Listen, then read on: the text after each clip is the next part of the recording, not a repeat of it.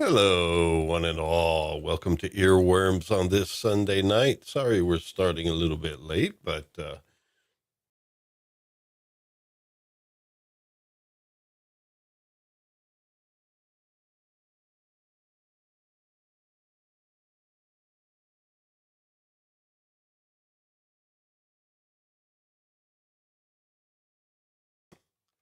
sorry. I bumped the keyboard and I happened to hit the button that says take me off screen. All right.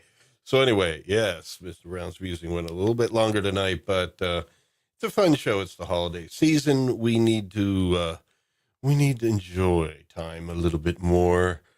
All righty. So let's get right into it. Last week we did parts 1 through 3 of the overall six-parter, Genesis of the Daleks. And so tonight we're doing parts 4 through 6 that really tackles the pivotal moment of decision making that is legendary throughout the halls of science fiction fandom.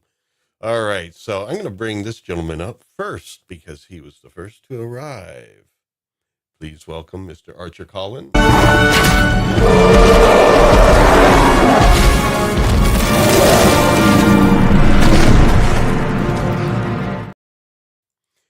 Hello, sir. How you doing? Good evening. Fine, thank you. I should have been doing that sometime today because I had reenactment practice, but unfortunately my bow's in a poor state and the weather wasn't good. Oh no, the bow's damp. No, it's not that. It's rather than being one piece, it's got knocks on the end. The knocks are separate. The bits the string attaches to, and one of them has broken off. So I'm waiting. The guy that made it, he's gonna bring his kit next time, and hopefully it's gonna need a new knock glued on. All righty. Well, I wish you luck with that. We do have our dear friend Istophobos with us too. Be careful, folks. He just might jump out at you. One rabbit suit coming right up. Look. Jesus Christ! I warned you.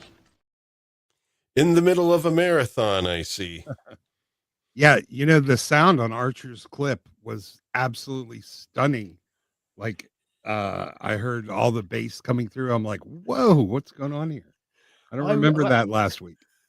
No, I had to pull my headphones away. Well, I don't know, because some of these streaming platforms, sometimes I don't know, they just decide what audio quality to play things at, and it's like just all over the place.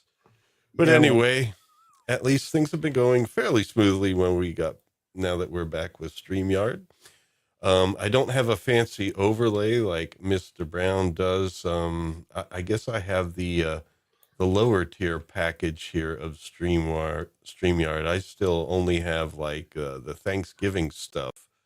They didn't give me any Christmas stuff yet. I guess you got to be in the upper tier of Brown fame to have that. I mean, we can do this, but that's a little outdated. Okay. All right. Well, that's enough of that. But he has the nice Christmas overlay.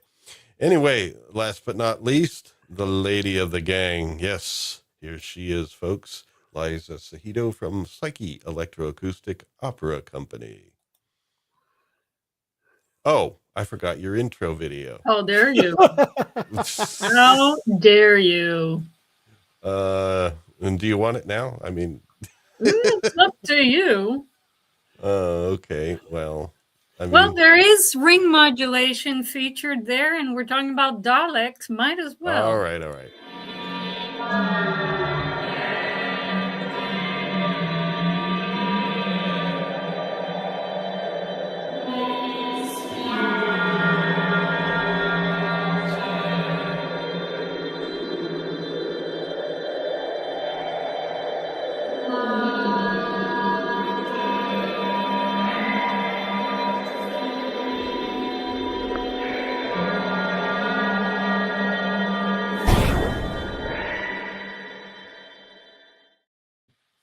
Well, here she is. And the stalwart Mike Gorley is in the chat tonight. Yes. Taking a breather. I think we over sci-fi'd him a little bit.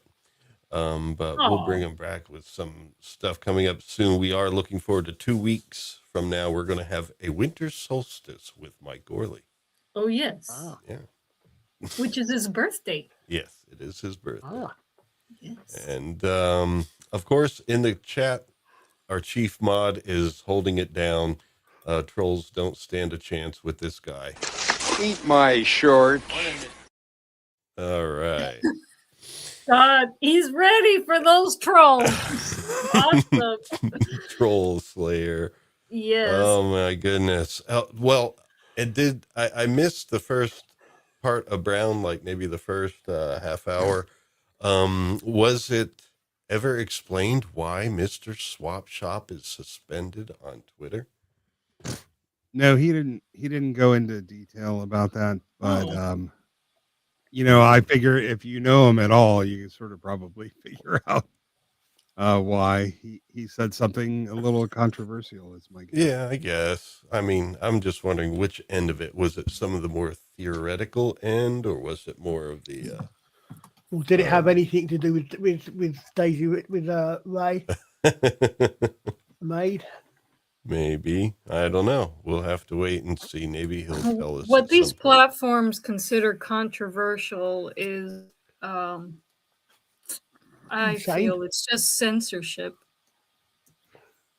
Because they let a lot of disgusting things slide, but someone expressing their opinion. Now, I have to use a YouTube term here, but Swappers did forward, not post himself, but forward something along as an example that was a precursor to this.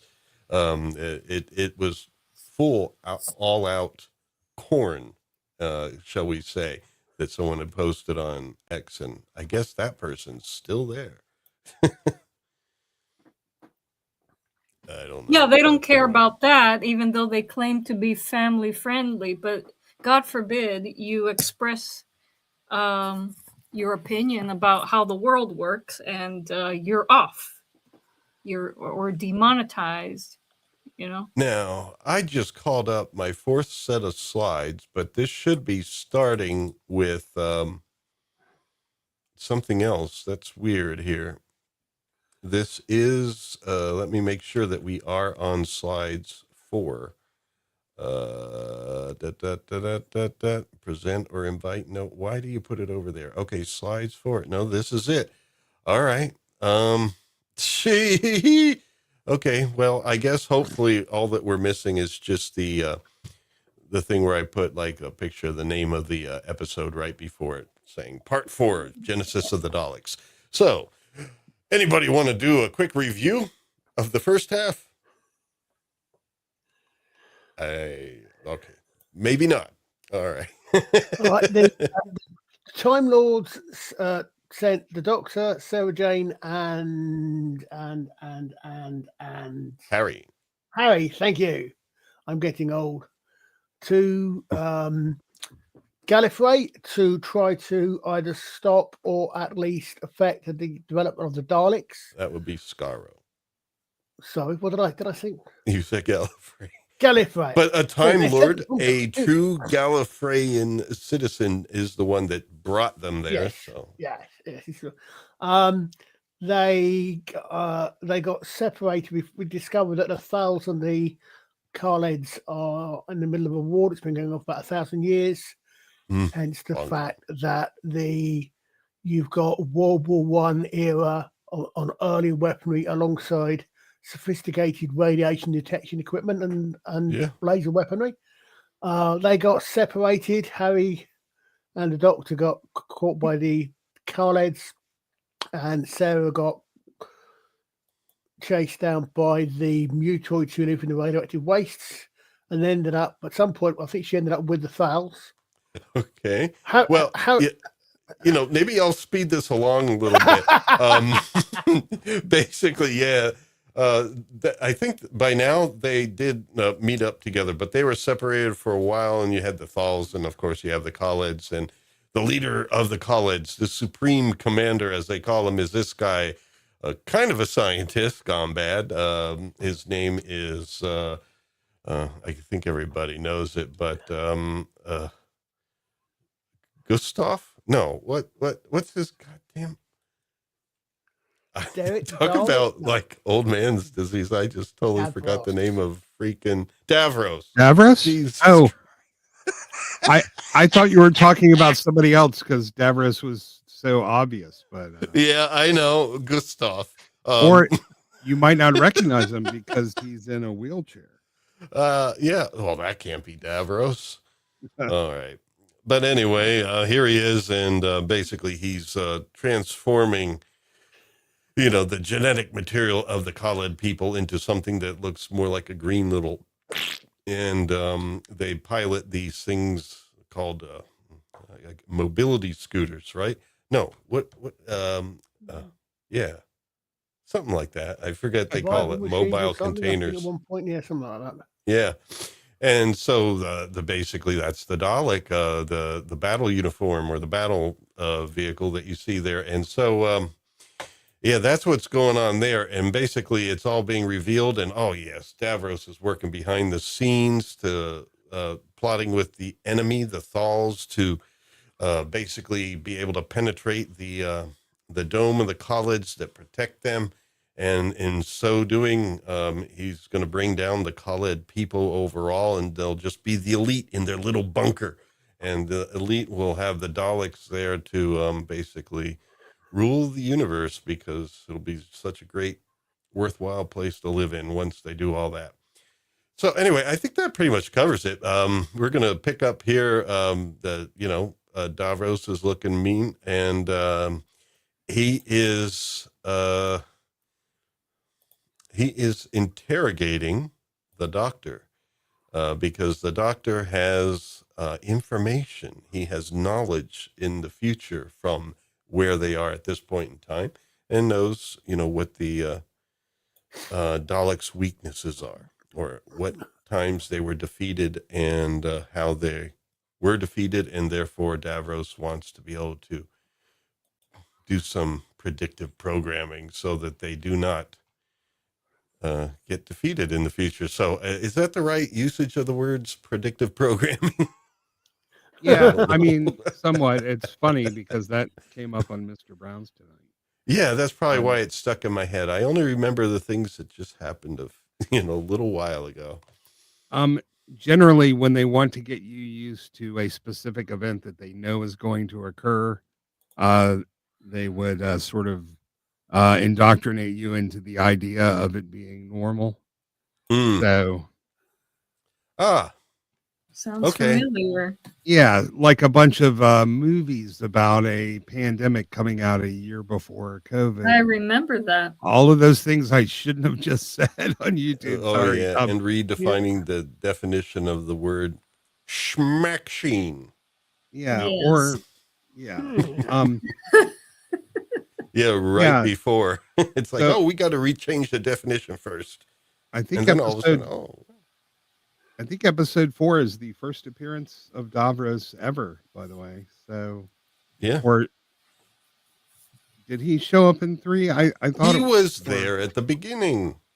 In episode 1, remember Sarah Jane was looking through this crack in the wall before she was captured and brought to the Thal Dome. She was looking through a crack there, and it was Garmin and Davros inside that crack, testing out a Dalek. But yeah, that was before he got all weird, right? Before he got all weird. No, I don't know. You mean Davros? Yeah. Well, Yeah, I guess he was reasonably, at least a few inches back from megalomaniacal. I don't know. He didn't really give us his treatise at that point, but yeah, it is before the viewer really got to know Davros as a guy that just kind of gets louder with everything he says. Yeah. But anyway, yeah, this is where the doctor's being interrogated, and he's being recorded on quality reel to reel. That looks about 1/4-inch tape. You might be able to fit 4 tracks on that, but you only really need 1 because they just want to know what he says. Mm-hmm. All right. And so there's Sarah. This is how you get to the doctor. I mean, the doctor, he'll take any kind of torture, you deal him out. And, but Sarah is just, there lying down with this big brain pain inducer or something like that. And of course, the doctor will speak, because not only that, Harry's in a similar type of thing. So it's the age old thing. Bad guy is going to threaten you by, interrogate you by threatening the life and shall we say basically they're going to torture, the people you love, and that's how they get you to do things. And so there we go. Now I remember something similar, a torture scene, because this week Liza was like listening to some Tom Baker episodes while working, and we did one that was, I forget the name of it, but it was the guy that was like an art somewhat thief, a high-end art thief who had stolen the Mona Lisa, but he didn't really, just faked stealing it, but he had like 6 copies because he's living in different periods in history. Yeah, that was City of Death. Yeah, that was one of the episodes that eventually became the Dirk Gently book. There was Shada and City of Death, and both of those contain very familiar plot lines. Yeah, his name was Skaroth of the Jaggeroth. And that was cool because he brought out the thumb screws to torture the doctor. And I'm like, no, not his thumbs. That's also the one, if I remember correctly, that's got a fantastically funny scene with John Cleese and Eleanor Bron. Oh, yes. In an art gallery. Yes, that cameo. Utterly pretentious. Yes, I love it. I loved it. The utterly pretentious rubbish about the sort of thing you get about the high art critic. And then Romana and the doctor just run into the door. and then it TARDISes away, and they're just like, they didn't even say anything after that point. It was just like, or it was just mumbled. She said, no, she's like brilliant. The only thing is, like real snobs, they usually sat there most of the time bashing a piece and not finding anything good about it. I like the Hollywood style pretentious art people. I prefer them. Well, I like how they're depicted. You got to praise something if it's, in the scene to do so. You know what I mean? That's how the gears of things are controlled. Everyone will start praising something if it's something they should be doing. And secretly, they're turning around and talking smack about it and their colleagues. But yeah, and they seem to praise a lot of crap in Hollywood, that as opposed to saying nothing good about anything. I bet you can't really say much when it vanishes on you. Wow. I guess that's how the big scene is. I'm thinking more academia. Well, I guess it's different. Instead of playing some current Hollywood movies at them, they have like pain givers, almost like the ones from Babylon 5. Poor Jakar. Yes. All right. So as they're undergoing this interrogation and torture over here, I think we are now seeing the Muto guy, and he got to meet up with the did we skip the whole destruction of the Kaled dome? Because this Muto guy shouldn't be seeing her yet otherwise. Wait, doesn't that happen much later? Yeah, that's what I was thinking. Are you on the right batch of slides? Yeah, it says 4. Let me call up the batch 5. I was thinking this interrogation was also happening a little early. But let's see here. If not, I mean, they're all made, and that means that I might be up a certain creek without a paddle. Let's see Well, here. Clearly, the Time Lords are interfering with the timeline again. Yeah, I think we can blame it on them. Hold on. What's this say? This says Genesis of the Daleks. This is supposed to be 5. Yeah, this is part 5. So I think we're good. We just may be missing a few. But anyway, I mean, at some point this does happen. I mean, I don't think the Kaled dome was destroyed yet, was it? Oh yeah, I guess it was. See, what happened is, the doctor, we left it off with the doctor kind of like being electrocuted there, because he was going to try to destroy the rocket, but he didn't. But they just took him into the Kaled place, and they showed the Thal place, and they showed, the dome being destroyed. Basically, they launched the rocket and destroyed it. So, yeah, I guess we missed that, but that's only a few bits of slides. That's what was missing from the beginning of this set. But whatever, I there's nothing I can do now. So just imagine that all happened. But anyway, but that sparks a revolution because the Daleks start going after like all the Thals now. And the Thals are basically on the run. So they thought they were going to get some secret deal here with Davros and being able to destroy, the Kaled dome and put an end to this war. But you know what happened? Davros double-crossed them basically because they didn't know he had the Daleks. And so right now there's basically everything in the Thal dome is in upheaval. The Daleks are just going through their, color contrasting people, and they're all dying. And, that lady with the boyish haircut and the Muto guy are basically in a revolution together trying to overthrow the Daleks. But they're just at the beginning stages. They're not there yet. And the doctor's being interrogated. And so we're back to that. There's a quick summary for you folks. Sorry about that. I mean, there is an inherent minor, you can't avoid it. Problem with this, of course, is that we know that the Thals survived because we've seen them regularly throughout the previous seasons, a couple of times. But like I said, it's to go back and change things. So the interesting story is to see, not even though you know the outcome, is to see how we got there.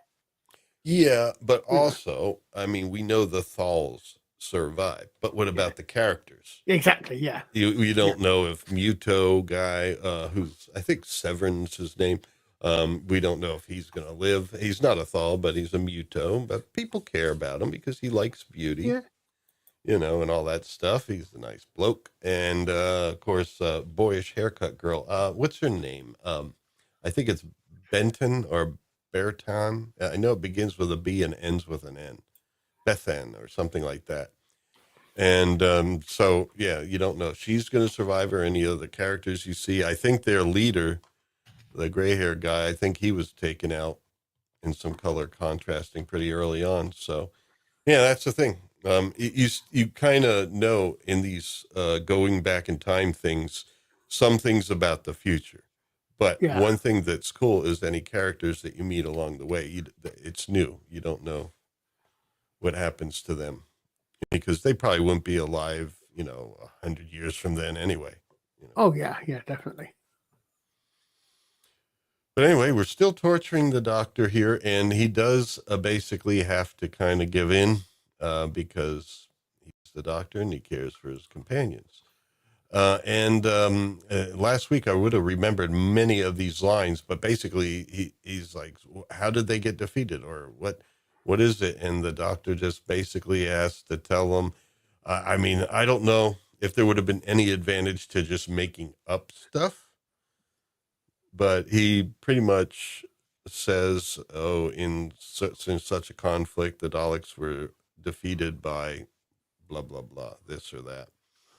But it was different things on different occasions. And a lot of the ones he listed weren't just him. It wasn't something he did necessarily. Although if I'm sure he played a role in a lot of it. You could almost see him doing in retrospect, you could almost see him doing a Matt Smith Mm-hmm. on the top of the hospital at the end of his first episode. What happened to them? Oh yeah. From Doctor after doctor after doctor. yeah. What was it? The 11th hour? Yeah. Yeah. The first Matt Smith episode. Yeah. Great way to start. Yeah. Oh yeah. And but that wouldn't have gone over well with Davros. I mean, but I was thinking of that. Why couldn't he just make up something? Davros wouldn't know. Yeah. But I don't know.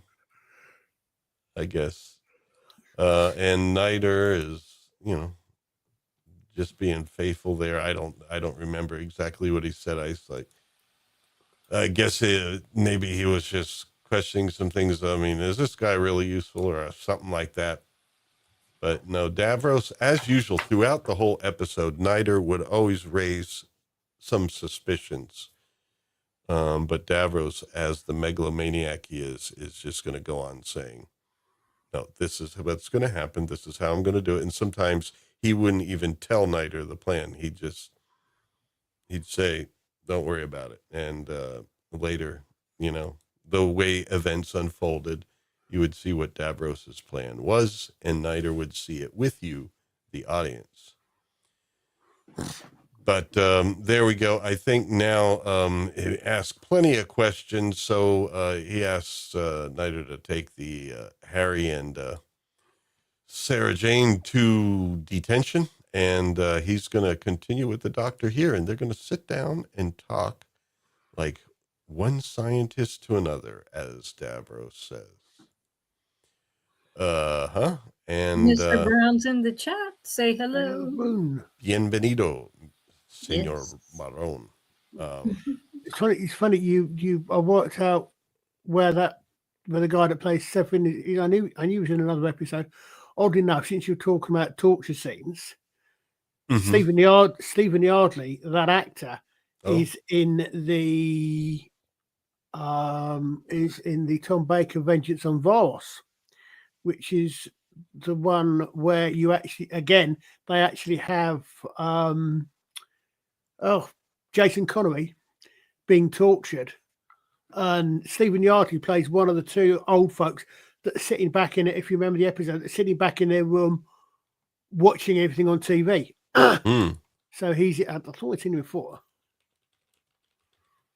Yeah, I think we missed the part when they did destroy the Kaled dome. Yeah, the doctor thought Sarah had died, and he was he thought Sarah and Harry had died because he had just sent them off. This is right. What we did finish with last week. He freed them from the Thal, slave labor they were doing, and sent them back to the Kaled dome, thinking it would be safe because he was going to dismantle the rocket or something. And he did not succeed because he was captured. And so he thought they were being destroyed. I know it's a pivotal set of slides there, about 20 or 30, I guess. But when they're not included in the PDF for some reason, there's nothing I can do about it at this point in real time. Unless I say, give me about a half hour to an hour to make these again. But I am asking Gemini here a question because we saw another Tom Baker episode this week. It was The Creature in the Pit. The classic Doctor Who episode, Creature in the Pit. The unfortunately shaped monster. Arachi. Oh yes, yes. That was unfortunate. So what would be a YouTube friendly way to put it? There is no friendly way to put it. It male member shaped monster. I mean, kind of. Yeah, I mean, how did they let that pass? I mean, kids watch this show. My goodness. Now, I have a question for you, Colin. I see here the name of the lady who played Lady Adrasta The actress's name is Myra Francis. Her voice sounded strangely similar to me. Oh, you probably don't know because I don't think you've ever seen The Mandalorian. I've seen the man. I saw the first 2 seasons. Okay, you know the armorer, the lady that hung out in the tunnels and was the Yeah. armorer? Yeah, she's actually quite attractive. It's a shame but it's not the always same covered up. actress. But you're saying the voice sounds familiar? I don't think The it's voice sounded very. I mean, no. I'm like voice recognition. That's. But I may be wrong in this case. But yeah, I was like, well, she technically could be. It depends on under that mask. Is she in her 60s? I don't know. No. Her name's Emily Swallow. She's quite young. Oh, Emily There's no Swallow. way- Oh, that's the one that Brown kept talking about in Man 3. Yeah, there's no way. Yeah, he really liked could have that been- name. I think he had a thing for her. Yeah, no way she could have been in this. Okay, well, check it out anytime you see that episode again. Lady Adrasta, listen to the voice. It sounds very much like her. Okay, maybe Emily Swallow studied the work of. Okay, so yeah, having Myra just heard the voice, Francis. and I can see why Brown's just told everybody why he liked that name. Well, yeah.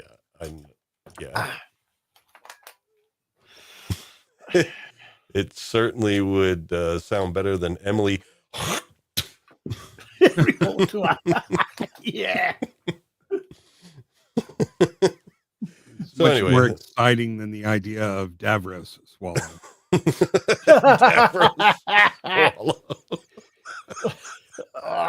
Well, you know that the Daleks were misused. But anyway, what are we moving on to here? Okay. We got somebody on the floor. Why? It would help if I recognized him. Is that Garmin? Was that one of the scientists that was going to battle against? Yes. Yeah. Remember, Garmin was is the one of the entrapment. scientists. Yeah, he was. the- Go ahead. Yeah. This is where Niter entraps Garmin and Cavell, and they admit that they're plotting against Davros, right? Yeah. Niter pretends he's on their side and he's going to join their Mm-hmm. band of insurgents, and he agrees to meet them in the lower levels. And Unfortunately, yeah, this basically where he invited him was, I guess, in the set that was missing there. And but now he came down to meet with Niter, thinking that Niter was really questioning Davros, but no. Right-hand men like that do not question their leaders. And Sadly, he did not have access to a fish admiral to warn him that it was a trap. Because I've completely forgotten the character's name. Fish app? In Star Wars, the actor, the character that spots the trap. Akbar. You know, the meme, it's a trap. Akbar, thank you. It's a trap. Oh. Yeah. You see, he doesn't have Admiral Akbar to warn him. It's a trap. he's a squid, not a fish. You see? Oh, okay. He's calamari. Yeah. Yeah. Fried. Okay. Well, anyway, Garmin basically gets found out there, and unfortunately, he listed the names of the people that were in the conspiracy. Niter is like, okay, who can we trust? And then Garmin just lists out all the people that you can trust, and so Davros now knows all of the conspirators, but they are a sizable bunch. And there we see the face of quite an underling, and that's where they're talking, and he's giving out the names, and then Davros does come out of the shadows there. I don't know why that other shot was there before. Perhaps that's when they were leaving to go meet with each other. But yes, that's why you even when you think you trust someone, never give them that much information right away. Just say, yeah, you'll find out. Yeah, Miles is he's perfectly cold-blooded in this episode, man. Miles. You know his first name? Peter Miles. Peter Miles. Oh, the actor. Oh, Who okay. plays Nider. Yeah, I yeah. thought his name was Miles Nider. No. Oh, okay. No. The actor Peter Miles is really just perfectly cold-blooded. And Miles, yeah. Oh, definitely. He learned from Davros well. And all right, there is Sarah Jane and the doctor. Are they back in the tunnels again? Yes, they are. They're back in the clam and oyster tunnels. How did they get there? I think the doctor escaped rescue. Yeah. I was gonna say escaped them. No, that didn't quite work. Well, he was being interrogated. I'm just forgetting exactly how he was able to get free with them so that they could go into the tunnels. Is it that when Batan comes and helps rescue him? I'm good at this, aren't I? Well, I got a little. We skipped some, so I got. Yeah, that's what happened. I got a little lost too because of that, and I didn't see the slide where he escaped. It looks like some of the various slides are somehow sporadically missing throughout, but we do at least see Curly Clam. Now these are the creatures that were formed through Davros's genetic manipulation, trying to make the perfect master race of Kaleds. And this is what happens when you try to do that. You get some curly clams. All right, now we're back here. Nider is these are out of order. Yeah, I believe they are. Oh my God. How did that happen? Something got screwed up in the upload and got put out of order. Now you get to see Nider questioning Garmin about this movement and saying that he doesn't like the fact that Davros is taking away the conscience of these beings. He's gone too far and he's trying to sneak his way in to entrap him. And so we're all over the place. This is going to be a riot.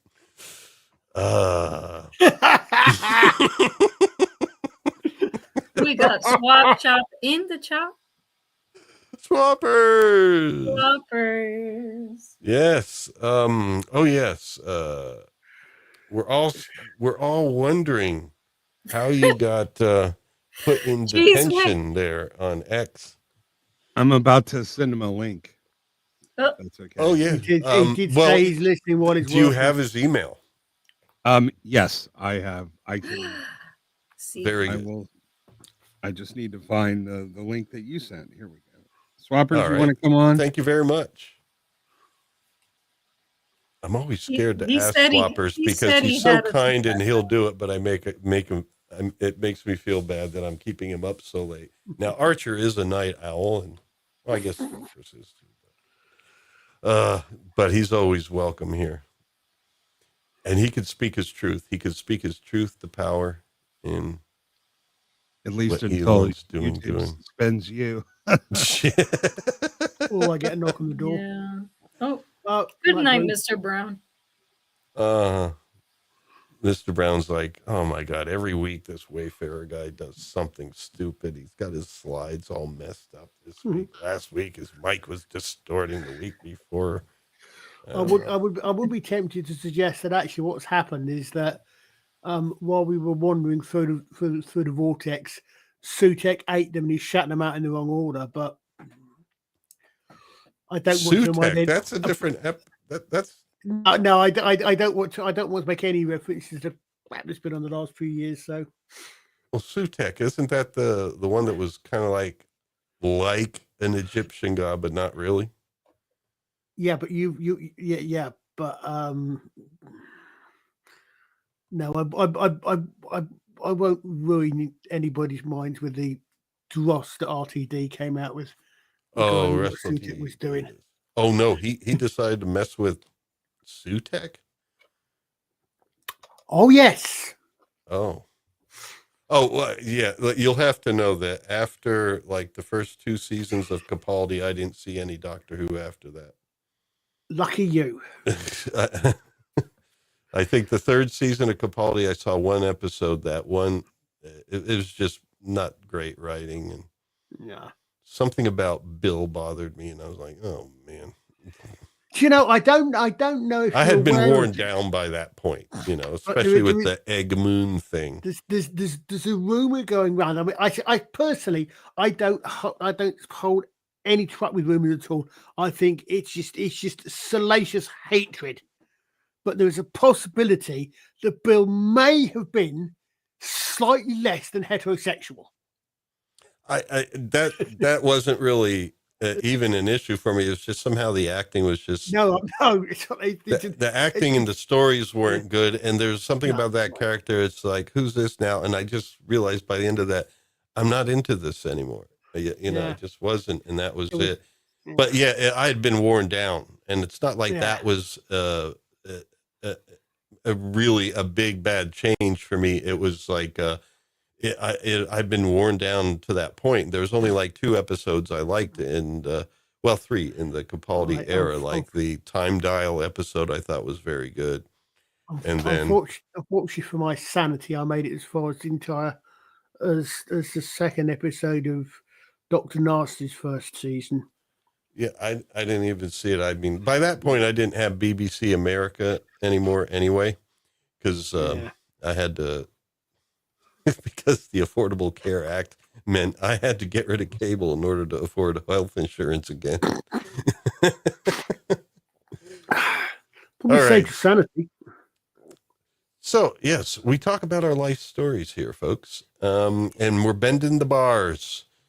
Bending the bars to get in and out of the caves, and we're back tonight. Are looking well shaved, very Germanic. Good view, Miles. Oh, Peter Miles. Now, here's another conspiracy. These are really. When I uploaded them, did StreamYard just randomize them or something? Because this is another conspiracy. This is when he's talking with another guy that that is of like mind, and they're talking about the crisis of conscience they're going through. I think when we get to set 5, we'll be in order. I know pretty soon we're going to be seeing the Doctor over there in the Thal Dome watching the rocket go off. Because these are all out of order, man. Oh, man. Nope, because we're at the end of this slide deck. All right, let's go on to set 5. Oh, no, that's an ideal place to pause, the lovely Sarah Jane. Yeah. Uh-huh. That is the face. Yeah, I can tell by Istophobos' silence that he's like really mad at me right now. So part 5 should start with kind of the first one-on-one with the Doctor and Davros, and he's telling him basically the history and how the Daleks got defeated, so Davros can program all the ways that they can. Yeah, I thought that's where we were with the other one. It looks like what came through as slide deck 4 was random stuff. That's weird. I don't know how that happened. I really I can't tell you.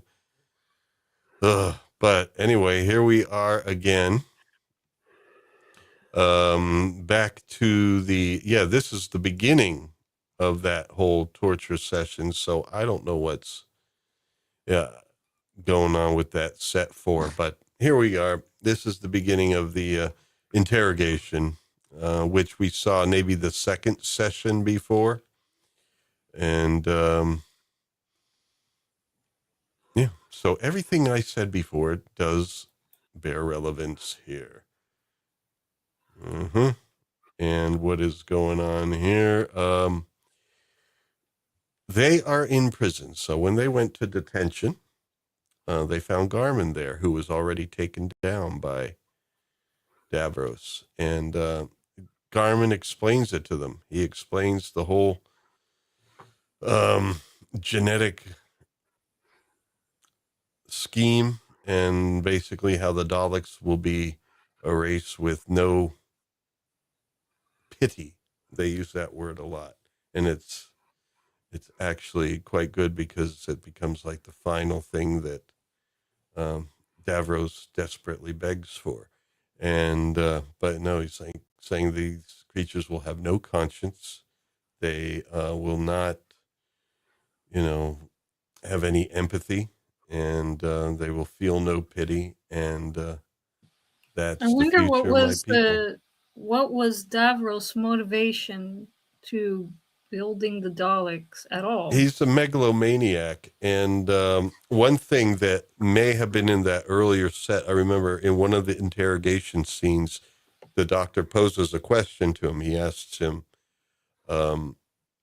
if you were able to create a virus that would wipe out every other life form and be the only life form in the universe, would you do it? And Davros said that he would do it. And he would do it simply so that he could sit there and hold that vial in his hand with the virus in it and say, I have created this, the most powerful thing in the universe. It's almost like for him, the need is just to, not that he is looking forward to him being a ruler of things. He just, the pure ability and power to destroy everything is what he wants. He's intoxicated by the very idea of having ultimate power. He really, his performance here, despite being in a rubber mask that doesn't move a lot, is pretty fantastic. What the doctor should have done was just sat him down and had him have a talk with Ian Malcolm. He's too busy knowing what he can do to wonder if he should do it. I've got from my memory, I think part of the reason for creating the Daleks was that Davros could see that the Kaleds, the Gallifreyans the Skarans were going to be turned into the sort of the mutants, the blobs. And he based the Daleks based on his own chair, his own travel chair. I think the way that sequences, he used that as a point to create the travel machines that fully mutated Daleks, what will become the Daleks, would be able to survive in. I think that was one of the through threads. But I'm always as to why he would want to do that is another matter. But here's the thing, and this has been discussed ad nauseum by many Doctor Who fan. If he gives them all the information about how the Daleks were defeated, and he programs the Daleks to avoid that, then they end up invading Earth. And so the Doctor actually doesn't exist with that specific knowledge to come back in time to give to Davros. So it's one of those timey-wimey things where it creates a paradox. It spins it off into a parallel universe. Would be the if he ends up defeating the Doctor, then the Doctor doesn't exist to come back in time to give them the knowledge they need to defeat the Doctor. So, wimbly wombly, timey wimey. Yeah, the timey wimey stuff. But those are the interesting discussions, and I think in many ways, that's one of the things we love to do, is to speculate and talk about such things. So. Well, it's a perfect example of what science fiction could do better than probably any other genre, which is raise questions that you wouldn't want, or that most people feel uncomfortable raising in a real world situation. Well, if we weren't already just oversaturated with multiverses as a way to explain away bad writing, I might be tempted to say, well, wouldn't it break off another parallel universe? Of course, I guess technically just me adjusting my position in my chair breaks off a parallel universe. Every decision does. Yeah, I think the significance of this scene, or the one, is that you really get to see the extent of Davros's pure insanity. It's beyond him. For such a quote rational scientist, he's completely beyond reason at this point. Yeah, and Garmin, who was going along with most things up to this point, that's a bridge too far, is to remove the conscience from what they would become. It's almost like they accepted the fact that he made supposedly a more advanced, which is way better. like evolutionary stage beyond the Kaled people to become the Kaled pudding, so to speak. At least that's how they look. And they kind of accepted that, but take away the conscience? No. But yeah, I mean, that is something that I a lot of wonder people how with principle would have a problem. those people would even accept a GMO version of themselves. Why? One that is reliant on a machine to go get around. I don't know. I have to be respectfully disagree with you. It can't be a bridge too far. The film didn't come out for another 2 years. Oh. Well, maybe Bridge on the River Kwai.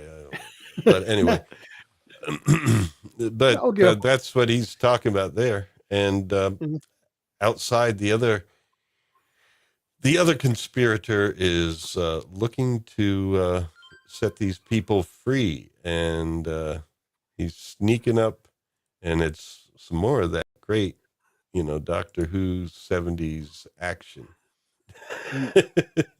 We're getting to the point where yet Niter, despite his fanatical loyalty to Davros, he still sees this as victory for his own people. And at some point, he's going to have to come to grips with what he's seeing now is that, oh, no one's going to be surviving this. I got some slow motion, a little bit of a bop over the head thing there. All right. So, and I don't remember what the name is, but this was basically one of the other conspirators, and he is there to free Garmin. And as a bonus, he'll be freeing Harry and Sarah Jane. And now the Doctor and Davros, I think they're having their chit chat after the torture where they're talking as scientists. And this is where the Doctor poses that question about the virus. If you could create that, a living organism that could wipe out all the other organisms in the universe, would you do it? And that's where Davros says, I would do that, because the power of being able to hold that vial in my hand is, that's what drives him. That's his motivation. And the Doctor was able to kind of lull him into, talking about himself and his ambitions, and was able to grab his hand and access his control panel, where he throws a few Radio Shack switches. And, Radio Shack was a beautiful store back in the day. And, basically turns off his respirator. And a little alarm goes off, and you see Davros starting to deflate almost. And, struggling to breathe because he's got a respirator console version. And but the Doctor basically gets him to announce over the intercom system that the Daleks, all work on the Daleks should cease. And I think he actually, it's kind of odd because later the Doctor has a dilemma with it, but at this point, I think Davros even announces over the intercom that they should be destroyed. Or I remember it's something really strong like that I did remember saying, the Doctor's okay with this at this point, and then he questions it later, but I can't say that it was exactly the same thing. But maybe it was more like, stop work on them, and but you would consider if they're, and shut down the incubation chamber. I think that's it. It was shutting it down. But then that to me means, yeah, they're not going to be living anymore if you shut it down. Yeah, I thought But- so. But anyway, maybe it was just, too quick about it. But anyway, the doctor gets him to announce that, but Niter sneaks up on him and smacks him. And then Davros countermands the order. And there we go. That's the end of deck 5. Man, this is going fast tonight, but that's probably good because Istophobos had a real marathon today. Now, Apparently, the original. I saw the end credits, and now there's more. There's more slides. What happened? Oh my goodness. Well, we get to see more looks between Davros and Niter here. And I believe at this point, this is where Niter is concerned that the conspirators have numbers, and he wants to take a few of his elite guard while there still are some, and basically kill all their leaders off. And that's what he wants to do. But Davros says, no, he has other plans. But like I said before, he doesn't tell him what the plans are. But basically, yeah. And then we have here,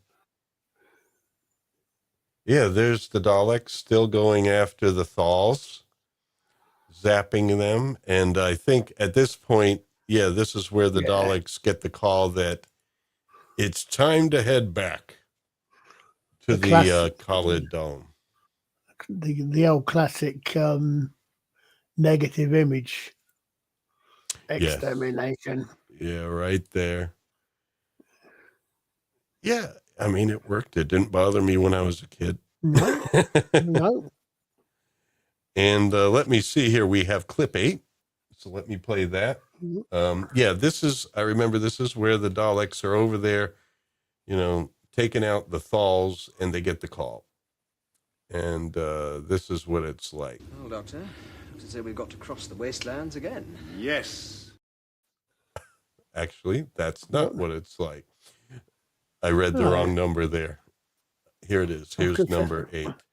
But yes, that was Harry back when they when he freed them, and he sends them off. Doctor, looks as though we've got to cross the wastelands again. Yes. And that's when our troubles really begin. Because this guy has messed up all the slides. And then we have here I might as well take care of this now because what is this? Exterminate. Oh yeah, the classic exterminate. Here we go. Yeah. We just saw that. Exterminate!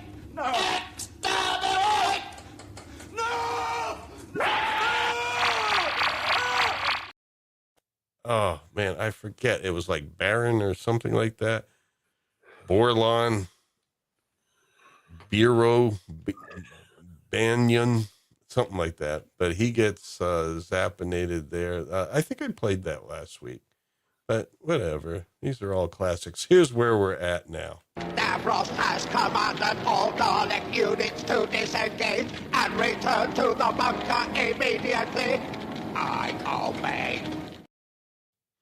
Yes. And that is one of the key phrases. You notice the Daleks have like these key phrases.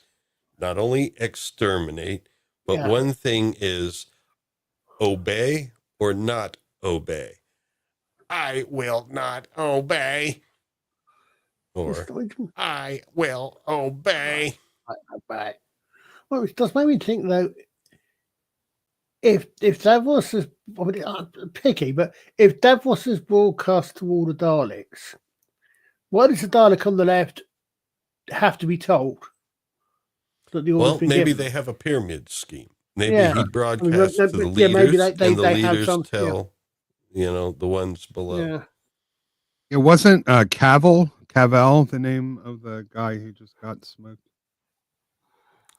Well, Gavin thinks it was Ronson. Ronson, that's it. Oh, okay. No. Henry Cavill's still just fine. Yeah. But Ronson, he's the one that got taken out. Yeah, I don't know. My memory, it's like Swiss cheese, man. And we might as well play this clip because we just went through that What too. mistakes do they make? You will tell me? No. You will tell me? No, I will not! I think I'm going to keep that clip there. That's one of those clips that's going to stay. Because I think the audience kind of feels the same way. They're just like, no, shut up. You will tell me. And of course, yeah. But that's an interesting thing. I mean, is there any lore on that? You were saying things like, why Davros, they basically have the same hover skirt that Davros has. And at the same time, he seemed to give them his voice in a way, or at least a related voice and all the same mannerisms. Basically, I guess he gave them his thinking. Well, someone else. I think that if you look at the Dalek body is based on his travel chair, which presumably would also mean the voice synthesizer. Yeah, well, I mean, he's using, I guess, the same technology. It will make sense, wouldn't it? Because the voice synthesizer, which will be why Daleks all have pretty much the same voice as well, I think. Mm. It's a shame Stephen Hawking didn't get that voice. Yes! That would have really... Yeah. Oh, my goodness. You will learn spin of particle. Yeah, it's amazing Stephen Hawking giving lectures out of like Davros. A brief history of time. Oh, man. Well, here we are in the dark. I think that's our conspirators. Are we going through the episode backwards? I think we're going in timey-wimey order.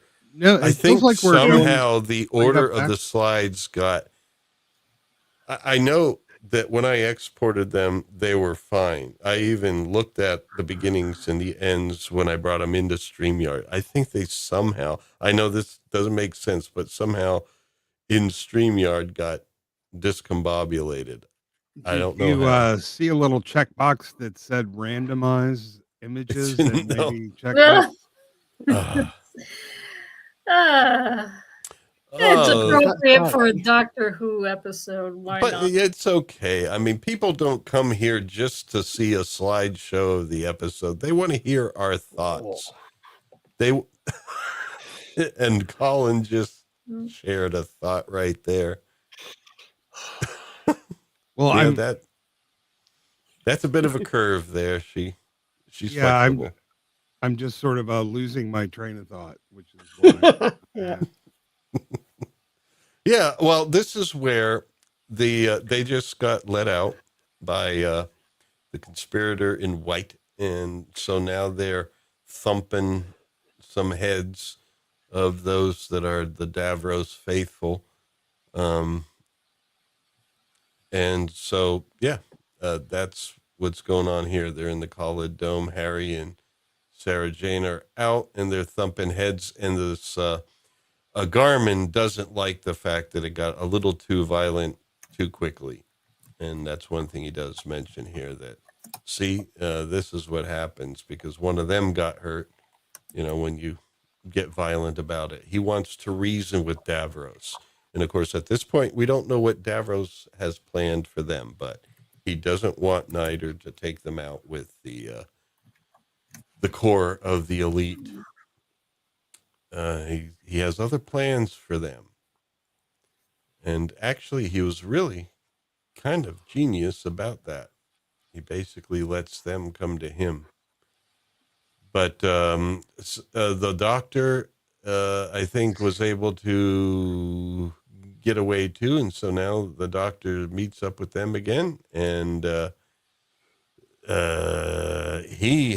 this is the pivotal moment. This is coming up. This is where he realizes, okay, we got to execute one of the possibilities that the Time Lords gave him. The Time Lords basically said there's a few things you can do, but you need to stop the Daleks from being the threat that they are or became. And so he says the other possibilities aren't there anymore. There's only one thing to do, and that is to commit genocide, which we'll see he has a moral dilemma about, as any good character would. And here's Garmin talking to some of the other conspirators about what their plans are. He wants to force Davros into a meeting where they vote on who is going to be, the leader, basically. Basically, like if and they know they have the numbers. There's enough of us that we could basically say, okay, we're not going to go ahead with this. If you don't put the conscience back, we're going to democratically elect a leader. And Davros is like, oh, no, don't do that. Of course. Not really. Davros has some plans. Democracy manifest. All right. What's going on here? I got some great corridor scenes, didn't I? Oh, swappers, that's atrocious. What is it? Dalek desperate to buy red vintage stock too much online. You will eBay. Yes. Oh, And then it keeps getting higher and pitch. Yeah. You will eBay. You will eBay. A little bit higher. Oh, man. Not Well- that they're taking like 20% now. I'm not. We'll go to Etsy. yeah. Etsy. Oh, Etsy. Etsy's a horrible platform. Oh my gosh. At Mhm. least on the artist side. It is.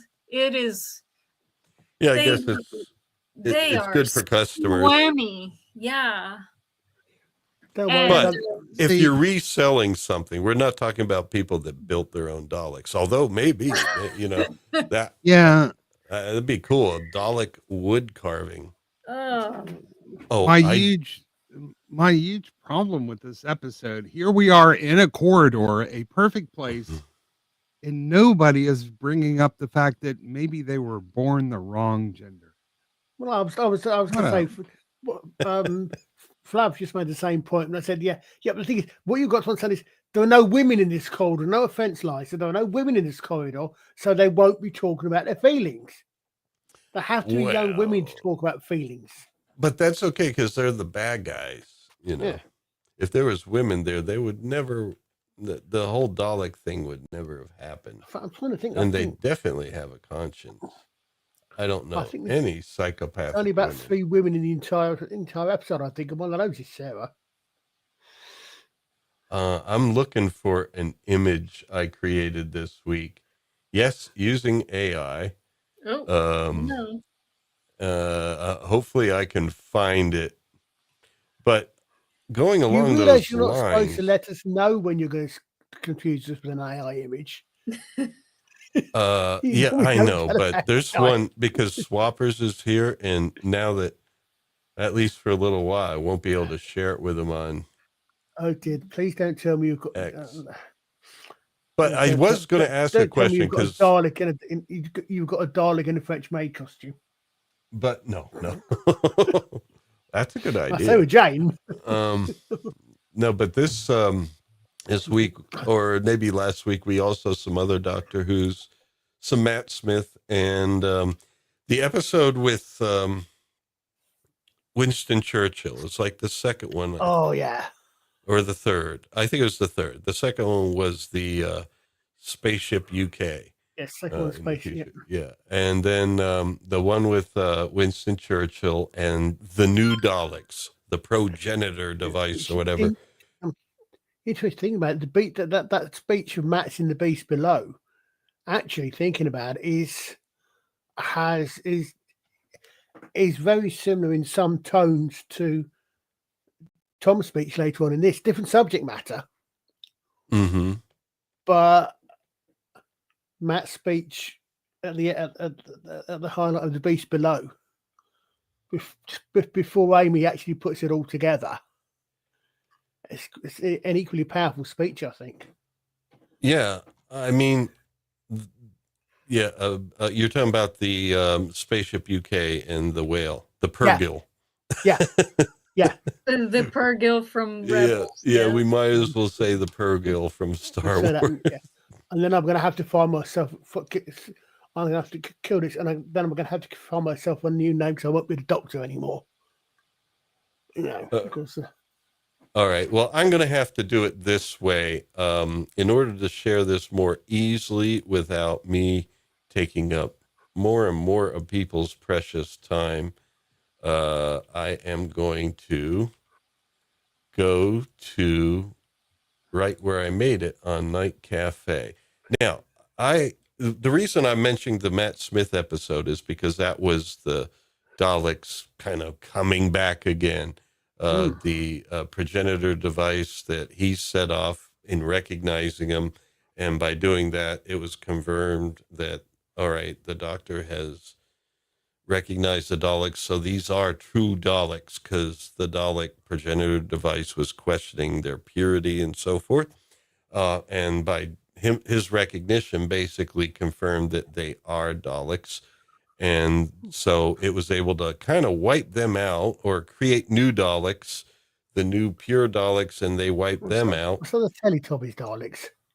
And so, yeah, it's like a crisis of purity, which harkens back to the end of this episode. Yeah. Yeah. And that's the thing. It kind of related to the Babylon 5 episode. I forget the name. Infection. Yes. Yeah. Anytime your ultimate concern is purity, there will eventually be a point where nothing or nobody is pure enough. Yep. Didn't we cover a Babylon 5 episode where that was? Did I not just say that? We did. It was one of the ones that we skipped. Oh, I thought you were talking about the Matt Smith Doctor Who. I missed the. Yes, I was talking about both. They're kind of related.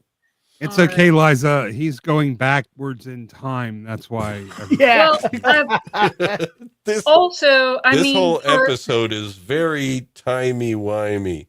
Well, Lawrence is going back in time on a computer. I'm on a computer that pauses and freezes. It does not like streamed video. And so I missed a lot of what he was saying. Oh, okay. Shouldn't have interjected until I gotten the full story. But no, that's all right. I mean, anytime we get to, banter a little bit is always good because I'm still downloading that image and I just did. It's time to trash all of these and go to OBS where you could have the media right there. Where it could take me a half hour to do something. No, actually, technically, I might do that now that this has happened. Instead of extracting them as PDFs, I could do the slideshow right off my computer because I can share screens through StreamYard.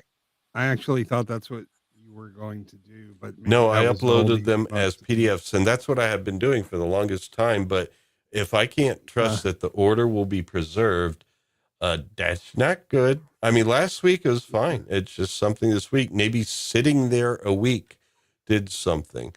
Yeah, PDF is a very odd format for images. If you're I don't even. It also takes Google Slides, but the thing is, each frame, one frame at a time, I'd have to drop into a Google Slide one at a time, and maybe if I was more economical with my slides, I don't know.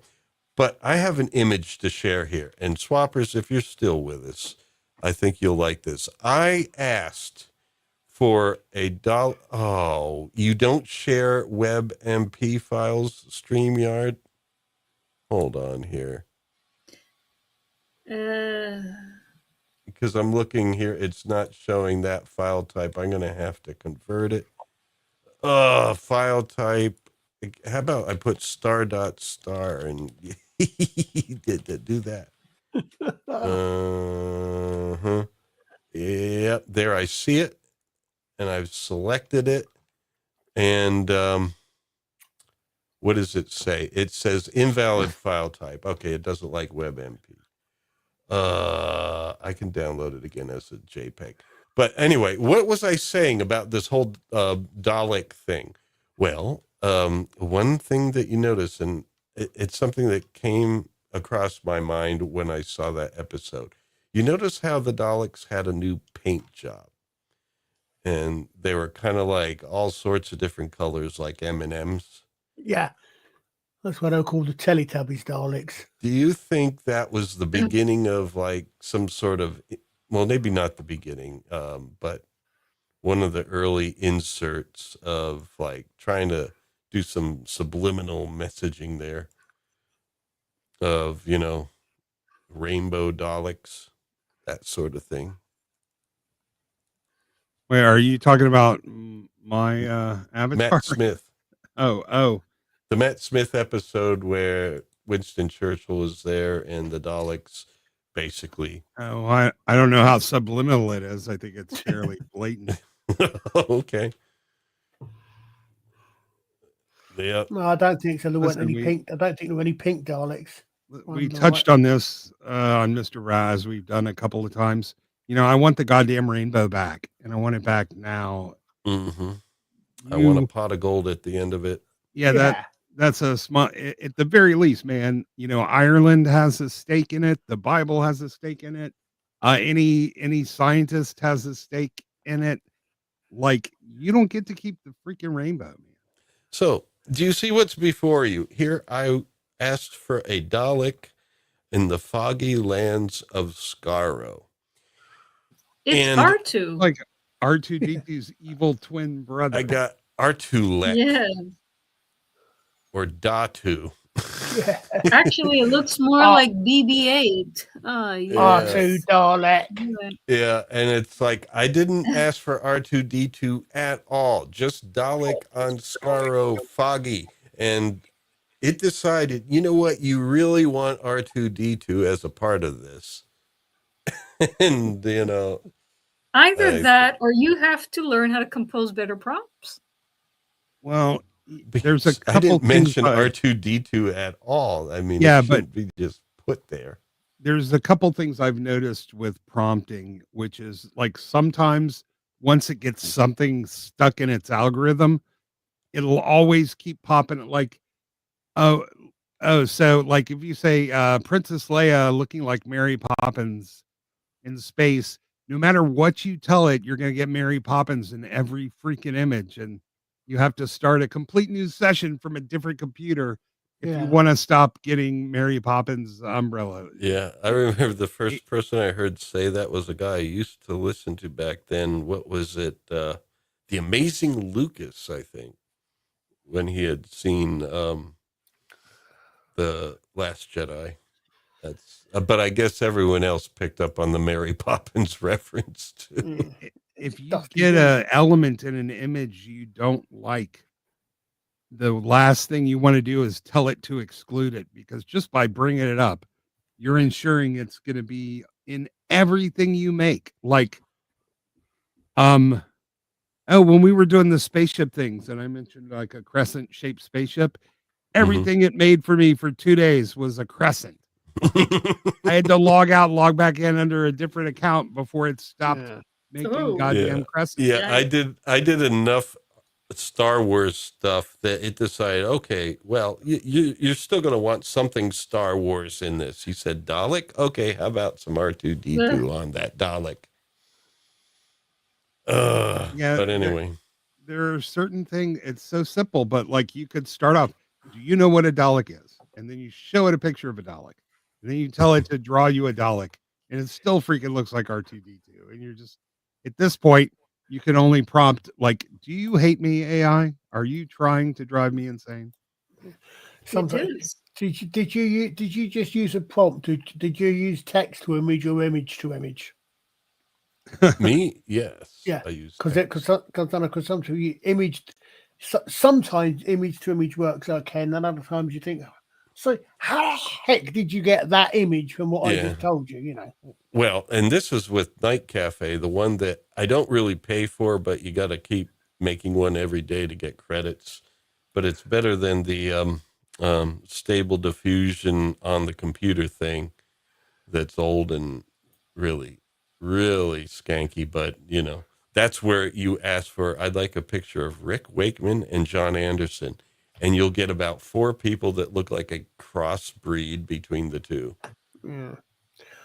Scott, I don't know what you just put in, but that's not coming up. That's coming up as a YouTube 404 for me.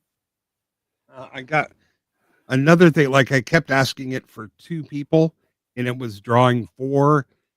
And I think I was trying to make a funny superhero poster parody. When I finally got it to only do 2 people, it like put them in regular clothes in front of like a waterfall, and I'm just it can be very frustrating. Like the less you ask AI, the better off you are. But you know, I was simple, and it decided I needed some R2D2 with that Dalek. Now you notice it seemed to add kind of like stubby lightsabers to R2D2. Little arms, yes. If there's any other old British in chat, I'd say it's R2 Dusty Bin. Your mistake was Dusty Bin was. Your mistake was asking it to be on a foggy planet. You should get those elements separate and then composite them. Yeah. Tell it to do that and then put the image back in and say, make background a foggy planet or something. Yeah. This is like Professor R2's arch nemesis right here. Yeah. Yeah. Also, I dare you to get AI to generate an absolute flat, plain background that you can chroma key. That's not going to happen. Yeah, I agreed. It's hard to get it to do that. I mean, I've given it specific Pantone information. Nope. You still get shading and shadow and light and changing colors. Yeah. It's like, give me a green background or a clean background. Nope. Yeah, I've got this. It's weird. I've got so many different things I go to. For one of them, I put in like I discovered the other day it's really good at removing objects if you can detect the objects. They got this, and another one will say change the background. You know, swap background. And some are good at swapping background, and some would remove the background, and that's okay. And you save it as a GIF or something. But yeah, it's nowhere near able to give you to what you want immediately yet, is it? Did you get a slide of my favorite Doctor Who control panel ever? It's just that little box that says fire and destroy. Like it literally. Oh, you mean later? Yeah. When? Oh, are you talking about the one that Davros presents as a way to destroy the Daleks? Yeah, but it's like really like I do you only have that. two. You only have 2 choices. What an interesting control panel build there. I do have that coming. Of course, who knows when it will randomly appear? Yeah, I think narratively we're already past. We're in murky waters here. I think this is actually the point where Davros is telling Niter, that no, he's. We saw the conspirators before. They've decided to have a meeting with Davros, and Niter doesn't want him to go for it. He wants to just take them out with some of the elite forces they have. But Davros says, no, let's go to the meeting. But Davros is thinking, even though he doesn't tell Niter, he's really thinking, I want to get them all together in one room. That would be a good idea. And You'd think Niter would see that coming, you know. You got these Daleks going around out there exterminating people, and we have this beautiful clip. You will do as I order. Awesome. That's what I was talking about, I think a week ago or the week when we talked about this guy's voice. Is that gurgle him? It sounds kind of organic, but it could be ring modulation. When you hear him slowly, you do hear the little ripples of the ring modulation. Okay. So He may have been speaking it. He may have been speaking it on set and everything like that. But he was recorded, and I think they passed it through ring modulation and put that in afterward. Now here's the question: how? I mean, I know how to do ring modulation digitally. How they do it acoustically? Well, it's amplitude modulation. So you just take an oscillator that is oscillating over the amplitude input of a carrier oscillator. Electronically, I meant. But in this case, analog. Well, in this case, it's his voice. Really, since it's ring modulation is amplitude modulation, it's just really fast tremolo. Yeah, you could have a guy with the volume knob going back and forth real quick, like get somebody. It would have to be real quick though for ring modulation. At the time, did they have like guitar pedals that did LFO or something like that? Well, they had tremolo, and basically, as long as you speed it up fast enough, you have ring modulation, which became its own effect. Just like frequency modulation is just really fast vibrato. But you can shape it and all that with the waveform that you're using as the control oscillator and do other things to make it more complex. But the very principle is, like, if you have an oscillator and you have a signal controlling its amplitude, if you fluctuate that signal with an oscillator, you're basically getting tremolo or ring modulation. The only difference is speed. Tremolo is slow enough that you can hear it individually, and ring modulation's faster, where it becomes corduroy, and then eventually, that's the kind of terminology I use, corduroy. Corduroy. But you could hear the little ripples in his voice that was being. Yeah, and they can get that mechanically, acoustically, everything from speaking into a fan to using vibrating metal, right. plates. Okay. So there's a lot of ways, there's a lot of ways that you can do that. Analog wise, it's easy. Like Lauren said, you just attach the amplitude signal to an oscillator, but you can do it mechanically or acoustically with anything that vibrates or moves. Mm-hmm. So my favorite, every kid finds out they can speak into a fan and sound like Darth Vader. Yeah, if you could only just take away the sound of the fan, then that's cool. Just have the effect. But anyway, yeah. But I wonder if Michael Wisher knew at the time he was creating one of the most legendary villain voices, ever, really. Yep. I think it truly deserves the word iconic. Mm-hmm. And I wonder how much of that was input from Terry Nation also, because he obviously had input on the Dalek voice sound. And the Dalek voice had existed before Davros, so yeah. I guess it was already pretty much shaped. This is kind of what you're going for. So in production terms, Davros' voice came second and fashioned his voice off of the Daleks. But they did it more subtly. It sounds like it could be like an organic gurgle. And I was wondering if the actor actually was able to produce. I've heard people be able to produce. I haven't heard people sound. be able to do that. Oh yes. Because if you listen to it, when he speaks slowly, you hear this, kind of like vibrating the voice. That's pretty fast. You can create some kind of resonator plate to speak into too. I mean, Maybe.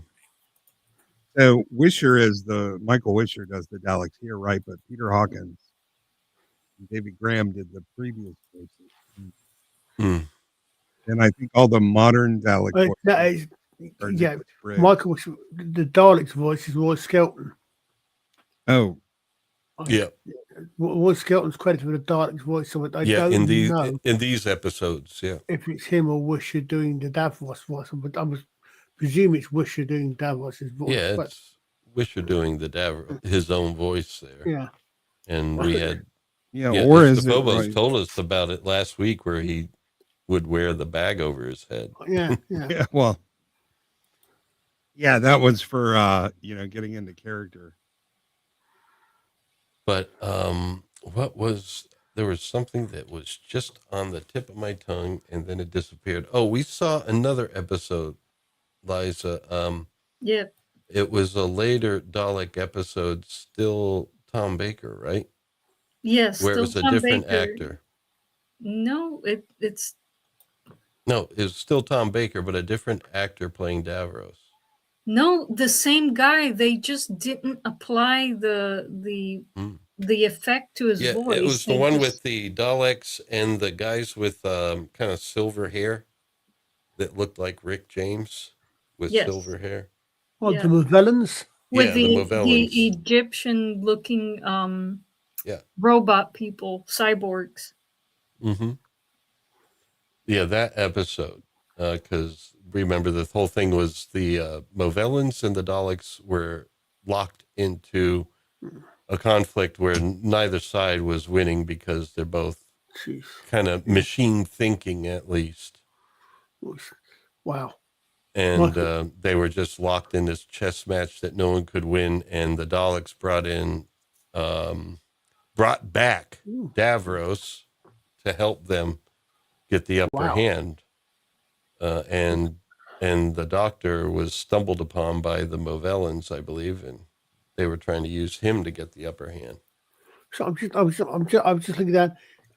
He's got 30. Michael Wisher's got 37 episodes of Doctor Who, but Wow. most But most he of those- sounded very different in that episode. But I think his first Dalek voices appear to be in season 10, Planet of the Daleks, which I think was 11. Planet of the Daleks. Yeah, that's the Daleks, 12. Yeah, and then he becomes Davros. So he was also doing the Dalek voices for a couple of stories, and he's in Genesis. Well, I of the guess, Daleks. Terry Nation would be more of a writer, but Yeah. he would definitely have input on the voice, how they And sounded, everything. Yeah, his last credit in Doctor Who is Planet of Evil, but he's playing a character called Morelli, not the Daleks. I like that episode, The Planet of Evil. The guys with the blue uniforms and the pads, the white pads and stuff, and the red outline antimatter creature.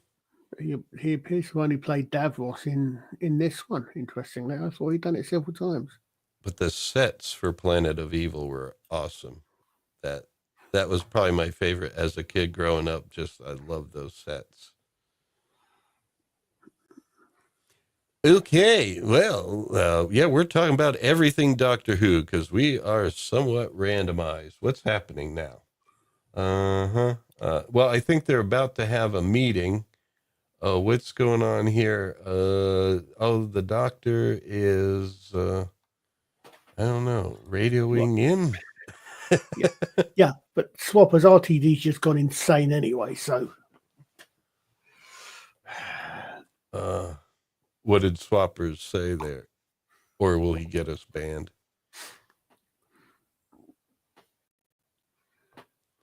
Nobody helps me. oh, sorry, yeah. Oh, No, I thought we were actually. Yeah, DEI has gone critical mass when someone like RTD takes away Davros's Dalek lower half, so there's less representation of people in wheelchairs in the show. But what you have to remember is that Davies has a problem. He admits having a problem with conflating people in wheelchairs or disabled people with being evil. So he's just you don't.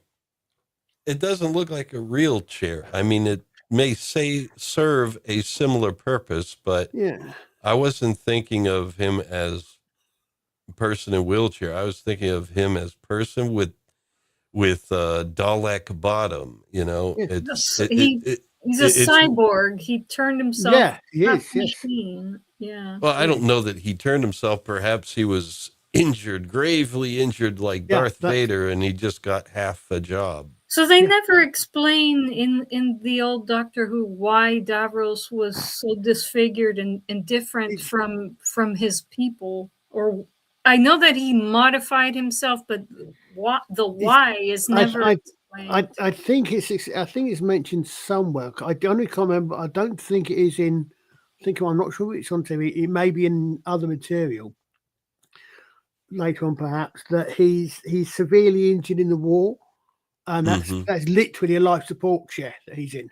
Yeah. It's literally you get that impression. Which is why that can then go on to become a life support system and travel machine for the Daleks. Yeah, just like Darth Vader in a way, but except Vader was given mechanical legs, and I guess they could have done that with Davros, but why? I mean, they already had the Dalek idea. Here's the creator. That's related. Same technology. Yeah, it's kind of retcon isn't the right term because it's not changing anything. It's backfilling, I think, is perhaps the right term there, isn't it? Mm-hmm. No, it's just going way overboard with stuff, and I don't even think they even think that Davros was ever really like a wheelchair-bound person necessarily. It's a completely different kind of creation, and it's not like all people in a wheelchair are the same, for crying out loud. No, in Russell T Davies's mind, people in wheelchairs can have rocket launchers built into their wheelchairs, apparently. Yeah. Well, I mean, but whatever. I mean, I think it's just more of the same of where we're going to do something to change something that was historic about this show. We're going to change some lore. We're going to take it apart. We're going to piss you off in the process, and that's the whole point. Just kind of like take people. It's like, we don't like you, so we're going to take something you love and, kind of mess with it. And that's it. You have to remember that the basis for wokeness is to make sacred any marginalized group and view them as a monolith without any individuality whatsoever, which means like if you are, a handicapped person, you're automatically good, even if you do bad things, which is kind of why woke is crazy. Well, technically I am disabled with Stargarts, statutorily blind by their clinical definition. But I don't get any favors, and I don't think I'd be looked upon with any kind of adoration by the wokesters. Well, you're still a straight white man. So. Yeah, that would have to be changed. At some point in the hierarchy, you got left behind. So. I'm surprised they didn't turn that instead of getting rid of it altogether. They should just take the Dalek skirt and make it a rainbow skirt for Davros. I'm surprised they didn't do that. But anyway, we're having the meeting. Oh, go ahead, Colin. But then he would still have had to have disabled people as being villains, and he can't have that. As Lister said, it goes against the entire wokeness. Marginalized people can't be villains. Man. Well, no, I think they would definitely point out some that are, but whatever. They just they just found an excuse to take a character, change it around, and really just annoy people. Because the whole point, it's not just to take marginalized peoples or those who are said to be marginalized and just put them on a pedestal. It's a way of creating conflict among people. It's about And divide just and get conquer. divide and conquer. And also, the way that works is those people that now, hiding under this banner of being marginalized and now being one of the chosen, instantly have elevation to bully status, a kind of like condoned bully status. But the division never ends, because even amongst those groups, there's subdivisions, and they keep dividing people to a point where, when the spider comes, there shall be no allies. You shall have no allies. There will be no one there to help defend you, and that's what they want. Gotta wake up, people. A different approach to Davros. He decides to get all the conspirators together in one room. And they may be armed, but that's a false sense of security, at least for these guys, because let me get the cough button here. The gargle button. Yikes. There we go. Some water helped. I talk too much. Time for anise tea. That's more for the stomach. My throat just kind of got mucusy today. For the throat. And there we go. Oh, look at those eyes.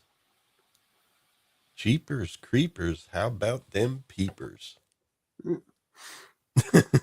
I guess he can't see too well either, can he? Oh, that's why he has the third eye thing at the top. Yeah. Too bad he didn't have an eye stalk sticking right out there like a Dalek. That would have looked silly, I guess. I wonder if that third eye thing represents something.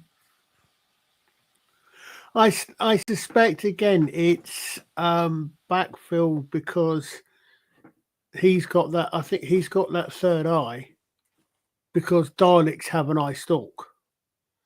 I think she's talking about the all-seeing. No, I don't. Yeah, no, I realise.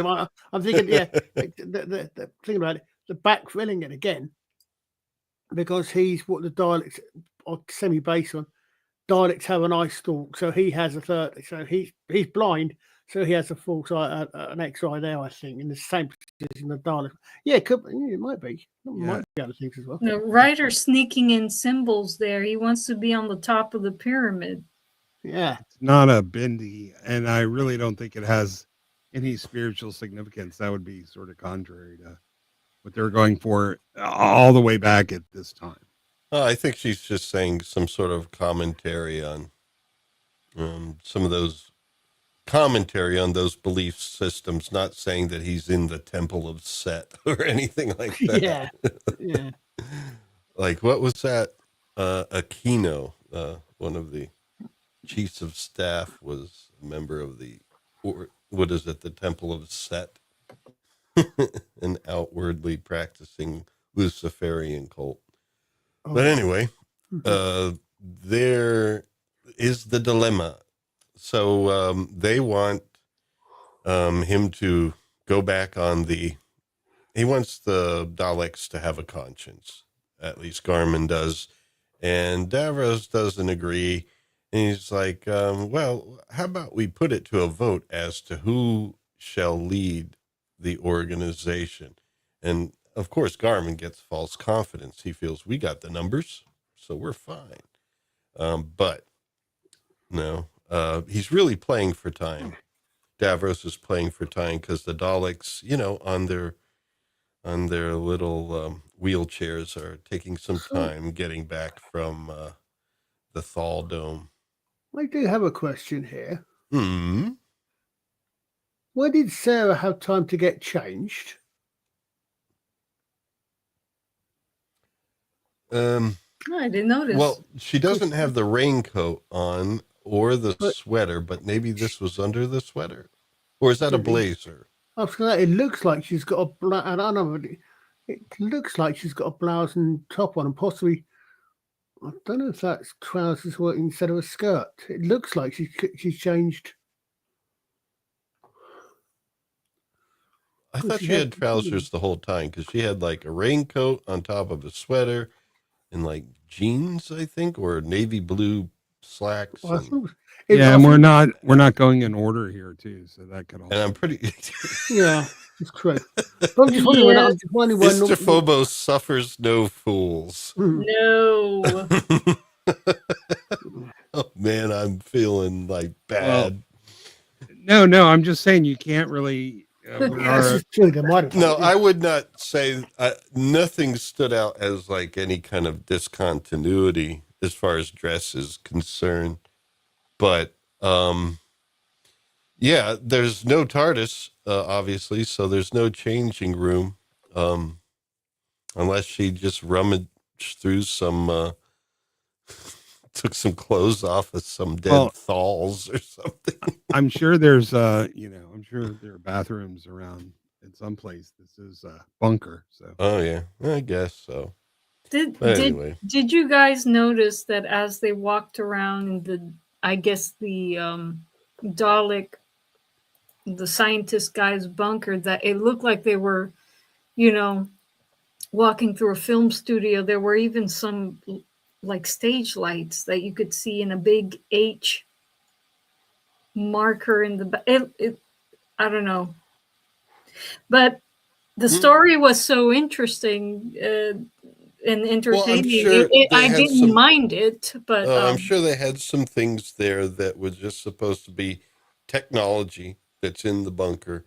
And I mean, if you stare at things hard, you would be able to see what some of the items on the set and some of the props really are. Really are. But I don't Maybe know. I'm thinking pretty of sure it was the, all intentional. I don't think they just forgot that they were there. They were probably intentionally there as, all right, No, rather than just having an actually- empty room, let's put some technological I'm back there. thinking of the fall of the episodes with Davros and the Daleks without Sarah Jane Smith, with the princess companion. You mean Romana? Yes, Romana. Sorry, guys.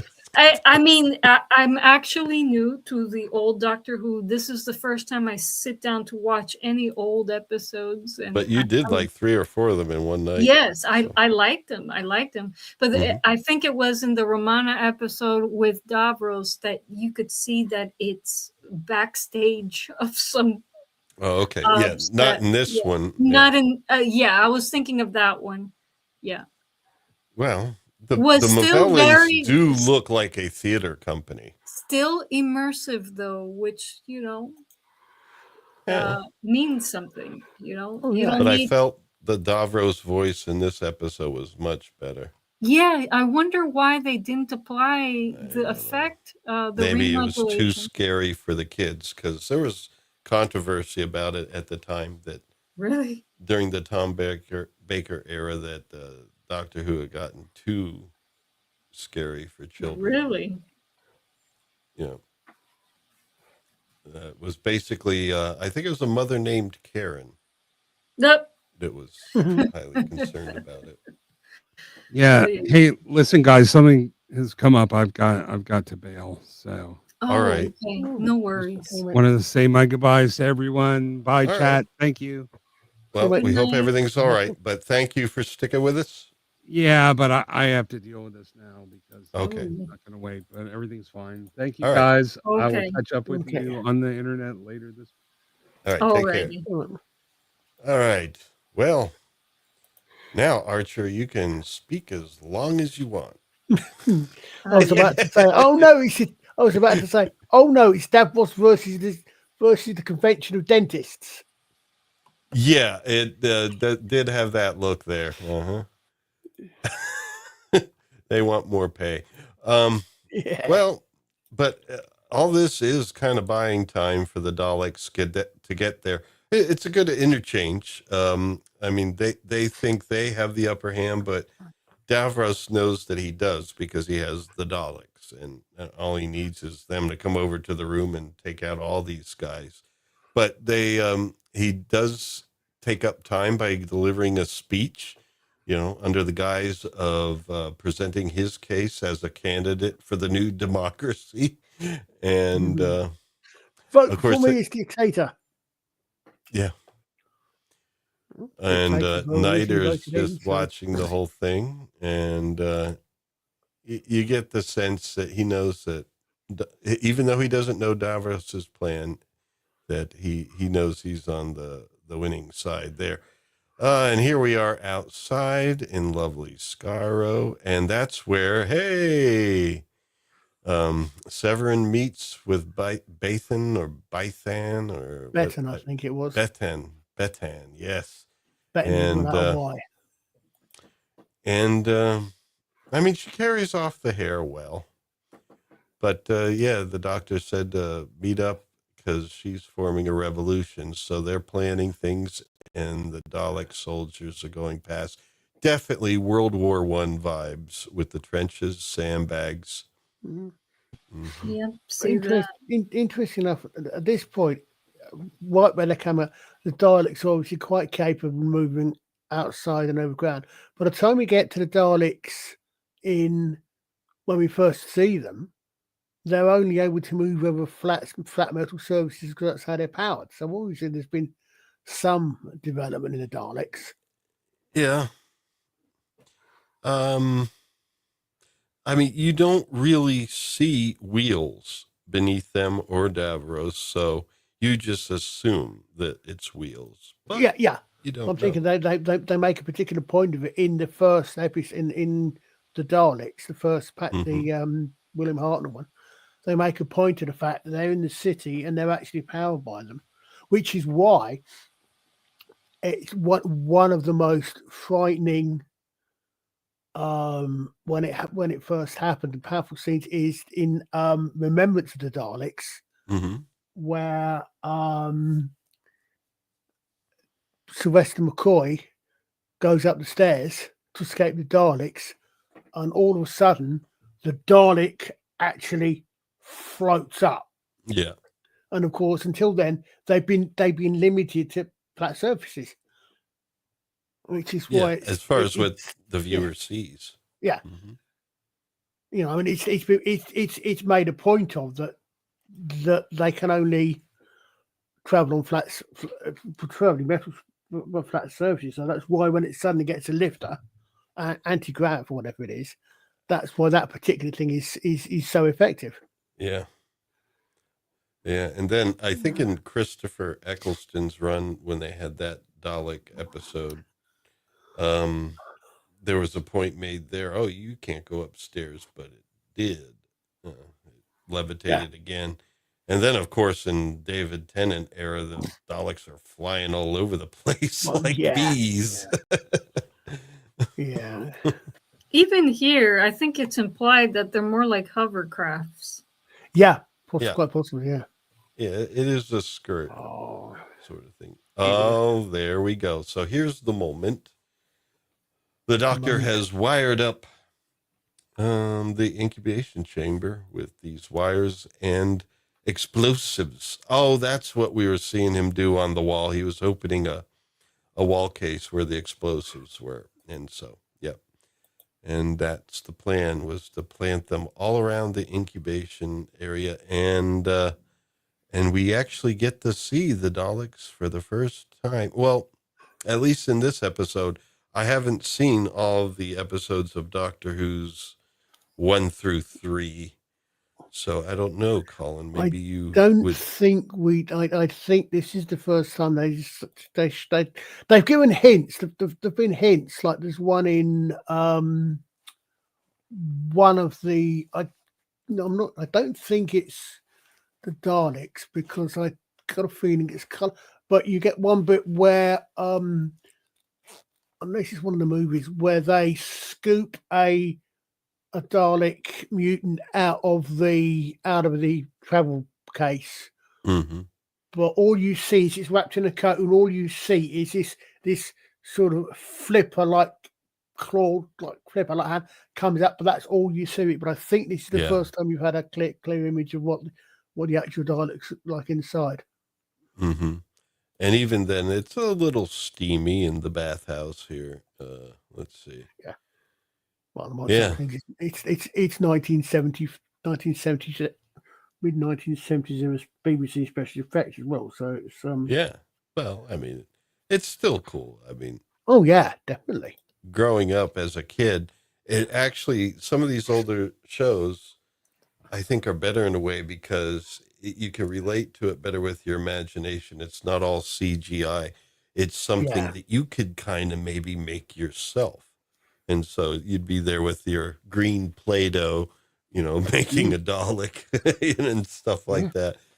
Yeah. And it forced you to be creative, like when you're like really young, playing with friends and stuff. And you use your imagination because you saw the same creativity on screen, and so you use your own creativity to do something similar.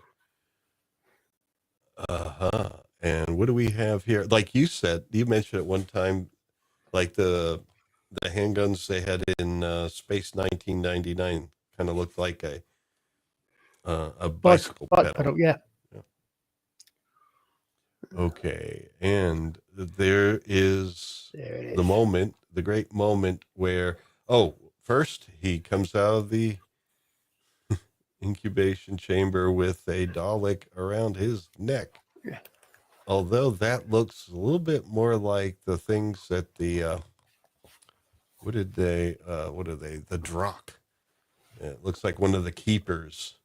Yeah, those are bad, eventually- actually. Yeah, that's what. Yeah. Yeah, that ruled over the Centauri, basically kept the leaders in line. Yeah, right out his neck. And of course, that's the end of that slide deck. So let's bring up the next one. These at least have been largely in order, but I am definitely going to have to look into this in the future. That really caught me out today. What's this? Is this slides 5? Go away. Remove. And let's add slides 6. Oh my goodness. Doing such a legendary show and then the slides get all messed up. Well, at least that starts with the title and part 6. Yeah. And there we are outside the incubator, and they're all trying to rip this thing off of. I mean, the acting is pretty good, you have to admit, because of what they were literally doing there. No one could accuse Tom Baker of overacting. And there we go. That's it. Consistently voted the top scene in Doctor Who. Yeah. Oh, no. Have I the right? Can I do it? Mm-hmm. Of course. It's the Daleks. Not that I remember this, you understand, but are you sure? But think of all the people that will come together, entire races will come together for fear of the Daleks. It's and unfortunately, sometime in the song there was a song, a rather jolly pop song called "Have I the Right to Love You?" So everyone's going to think, "Have I the right to love you?" It's, but it is. I mean, you could see in their face that it's just that one image, can't you? Yeah. But well, he thinks I'm of going all to commit the different. I'm going to commit. I'm going to commit Genocide. genocide. Thank you. Are we not allowed to say that word? No, my brain speaks. Maybe it's one of those words on YouTube you can't say. I was about to say I'm going to commit Genesis, but no, that's no. Yeah. Well, but I do. Do I have it? It is. Well, they thought of all the ramifications. Like, if you eliminate this race, you eliminate all the good things that came as a result in resistance and trying to defeat them. And of course, on a personal basis, which I don't even think to mention this, if you eliminate this, if you do eliminate the Daleks, Susan won't leave the TARDIS on Dalek Invasion Earth because the Daleks won't have invaded the Earth, so Susan won't have any reason to leave the TARDIS. I'm not familiar with that episode. It's the first time a companion leaves. William Oh. Hartnell's Susan, his granddaughter. Mm-hmm. It's also the first. It's also the first series that was actually made into the first. The second Doctor Who movie with Peter Cushing. Basically, Susan leaves.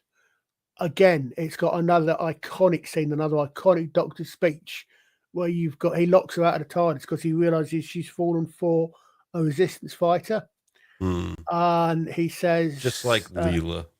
Yeah, but he literally goes, you've got Hartnell acting. He said, yes, I will come back. Yes, one day I will come back. But in the meantime, you must go forward in all your beliefs. He's literally saying goodbye to his granddaughter, and but again, also kind of in a way to the audience, right? I think it is, At least that's the way they framed it in the 50th anniversary special, where they did the story of his time at playing the Doctor, and they ended it with that speech. Yes. And framed it as his farewell to the audience as well. Yeah, that's true. They did it. But that's where that's where that one's from. And it's the first time a companion actually left the TARDIS. So again, another extremely emotional, powerful, and quite powerful speech. Yeah, I wonder how much of like some of the interactions there were true or not, because at least the way they showed it there, Patrick Troughton was like, really humble and respectful, even though Hartnell really just felt kind of being pushed out. But Troughton, Well, I've always said that Patrick Troughton had the hardest job. He had the hardest job. Possibly the second hardest job was Christopher Eccleston for the same reason. But Patrick Troughton had the hardest job because he had to play the second Doctor. James Bond on played by different actors, but none of them made of it. But for the first time in TV history with Troughton, the 10th Planet, you've got the main lead actor is leaving, and the character is being recast, and it's been that recasting is a major part of the plot. So it never happened before. So when John Pertwee comes along, we've all seen it before. We know it's happening. We know it's going to happen. So I've also whatever else, Troughton had probably the hardest job because he was the first one who was a new Doctor. It must have been tough for Peter Davison to follow Tom Baker. Even though he had done All Creatures Great and Small before Doctor Who, right? Or was that after? No, he did All Creatures Great before, but his first appearance actually was in another 1970s show, quite possibly about this time, called The Tomorrow People, which was an ITV show. It was a kids' science fiction show about future evolution of humans who are telepaths, and he guest starred in that in an episode called A Man for Emily. And if you just look up Peter Davison, if you just look up Peter Davison, A Man for Emily, he's lit. Well, it's you need to look it up. It's just he's a curly head, literally a space cowboy, and Emily is played. The Emily in question is played by Sandra Dickinson, who went on to become Peter Davison's wife. And of course the mother of Georgia Tennant. Because Peter Davison's daughter married Tennant. And Peter Davison was also in Hitchhiker's Guide to the Galaxy. Yes. He did another couple. Sylvester McCoy was in Hitchhiker's Guide. I know Sylvester McCoy was in. I know he was in The Hobbit. Well, I mean, Because- the recent one, yeah. yeah. But I But mean, 'cause- Sylvester McCoy was also in Hitchhiker's Guide, the We'll see, I TV can't remember series, that. right? Wow. Always good. I mean, which always made me laugh because I thought that particular casting, it also makes me laugh because there's a line in one of the new ones where you've got River's song before she became massively overused, where she says, I always hate it when there's a wizard. It always turns out to be him. And of course, Peter Davis, Sylvester McCoy, they wanted to play a wizard in The Hobbit. Yeah, Radagast. Radagast ran in The Hobbit. What was the cast for the Hitchhiker's Guide to the Galaxy original TV series? Yeah. That Sylvester Sandra McCoy Dixon. played Ford Prefect. I mean, it was in limited showing here in the U.S. Now it would be a great time to see it. That I could probably find it McCoy. somewhere. Yeah, Simon Jones as Arthur Dent, David Dixon as Ford. Oh, Yeah, I was going to say, yeah. David Dixon as Ford Prefect. Well, then what did McCoy play? He was in that, I'm pretty sure. Or was he in the? Mark. I don't think he Wing. was in the movie, was he? It might have been another one. I mean, no, the movie in the early 2000s. No, Yeah, no. that was the guy that played the cat from Red Dwarf played Ford Prefect, Yeah, and of course and Bilbo Bilbo Baggins. played Yeah. Arthur Dent. Sandra, yeah, there you go. Sandra Sandra Dickinson Dickinson's in it, as yeah. Trillian. Yep. Peter Jones as the voice of the book. Yeah, the guide itself. Wasn't he the same voice for the movie too? Peter Jones. No, I believe the movie was. I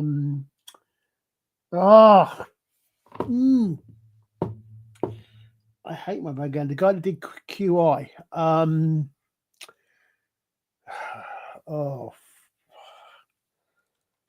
I can picture the guy. The name's completely gone. Stephen Fry. Oh, okay.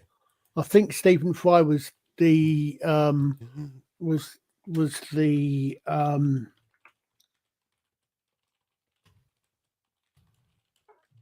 was the voice of the book. Okay, I'm asking here because I'm pretty sure I saw Sylvester McCoy. You know, just gonna, We should check the chat. Someone Flav is probably telling us. That's a great question, but the actor you're thinking of is likely Peter Davison, not Sylvester McCoy. Yeah, What Peter. the Yeah, hell? yeah. Peter Davison. As I'm saying, Peter Davison. I'm saying Yeah. was Peter Davison was in the Hitchhiker's Guide. He was the meat, the meal. Mhm. When they're at the restaurant at the end of the universe, which is actually the second book. Yeah, the restaurant at the end of the universe. Yeah, he's the meal. It says, I recommend a nice one. I've been fattening myself. Oh yeah, the cow. Yeah. Yeah, well, space cows or whatever. Yeah, oh man, that was disturbing. I was listening to the audiobook a couple of years ago, and man, that was disturbing. Yeah. Serving myself up to you, it's like, oh my god. But Douglas had a real knowledge of some of the deeper inner workings and power structures in this world, and I think some of that was almost like a symbolic way of saying that people are willing to let themselves be treated as cattle, and so forth. There's all sorts of stuff in that. Oh yeah, there we go. Let's see, that would do. Okay, we're back to Doctor Who, I guess. And that's, the moment. Do I have the right to do this? I'd be just as bad as them. And Sarah is playing bad girl. She's trying to get him to do it. Well, but guess who saves the day? I mean, she's really working him hard on it. And even Harry is saying, yeah, you should do it. Come on. But Baker's saved by the bell. Garmin comes and says, you know what? We got Davros to agree to step down, and everything's good now. The doctor's like, "Oh, great! I don't need to do this." It's like we have control, we have the power. They're outnumbered. We're all set, but no one's thinking about the Daleks themselves. So, Excuse me. oh, man, are you okay? Whoa. Yeah, Oh my goodness. yeah, I'm fine. It's a bit of a dry throat there. I don't know if we can do this or not. That if you can share that is Peter Davison in his first TV appearance in the Tomorrow People. Hold on a second. I guess I'm supposed to see something come up on screen that you're sharing. Yeah, it should be. I'm not sure it's showing. I mean, because Let I me can't. see here. It's backstage. Oh, I see curly hair. Is it a blonde curly person? Yep. I clicked it and it says, oh gosh, StreamYard. I'm getting used to StreamYard again. Yeah, so Let's see. I'm used to being in your position. Before presenting a screen, remove other. Oh, I got to remove what's on. I thought you should just about click on it. I mean, boop, boop, boop, boop. I got to remove that first. It told me. Then there we go. Yeah, that's Peter Davison in A Man for Emily. That's Peter Davis. That's Peter Davison. That looks more like Emily for a man, not a man for Emily. But it's not the best image, but it's the best one that actually came up with that one, unfortunately. But yeah, which I believe is actually if not his first, one of his first appearances. Well, they started early, huh? Or is that supposed to be a man? Yeah, no. That is it's just he's an alien rather than a human. But yeah. Oh, okay. Yeah, he's a human. He's a humanoid alien. He's supposed to be human. All right. The people of the blonde fro. Yeah. Well, Doctor Who pulls out all the wires. Well, at least the ones at the end. Or did he completely? We're going to see something about that later, but at least he pulls some of those leads out at the end. And here the meeting is being finished. And oh no, that there's a little bit of fast movement here. That's why they're blurry. I don't, the doctor and his companions come in. They need to get the key of time, or the key to time, which is on a desk there somewhere. So they're coming in to try and get that. And meanwhile, they're overhearing the conversation. And basically they notice that Nida is disappearing away, I think in a moment here, and doing something. I think he was opening the door for the Daleks or something like that. But there we go. There's the button that Istophobos liked so much. Oh my goodness gracious. Auto destruct. There we go. It's not very auto if you have to press it. Yeah. Why would you have a button marked total destruct? Why would you want to destroy something? Well, what idea? Davros, I don't know. Well, he brought this in and he's like saying, hey, look, if I press this button, I'll be destroying the Daleks forever. And so the audience knows it's there. There's a destruct switch for the Daleks. Apparently he has his own bombs planted in addition to the Doctor's TNT or whatever. And so, yeah, it's a little bit weird, a little outrageous, but it's part of the mind game he's playing. And saying that he's willing to destroy them. Or no, he put it as a challenge to these conspirators. He's saying, here you go. Here's the button. If you want to destroy the Daleks, go ahead. And they balk at that because they don't want to do it. No one, they just want them to have a conscience, That's all they want. They want them to make decisions for themselves and to have some sense of a conscience or a compassion or something. They don't want them to be psychopaths, but they don't want to become murderers themselves or to commit genocide. So you see the lines drawn here between good and evil. This is one thing that is, I guess,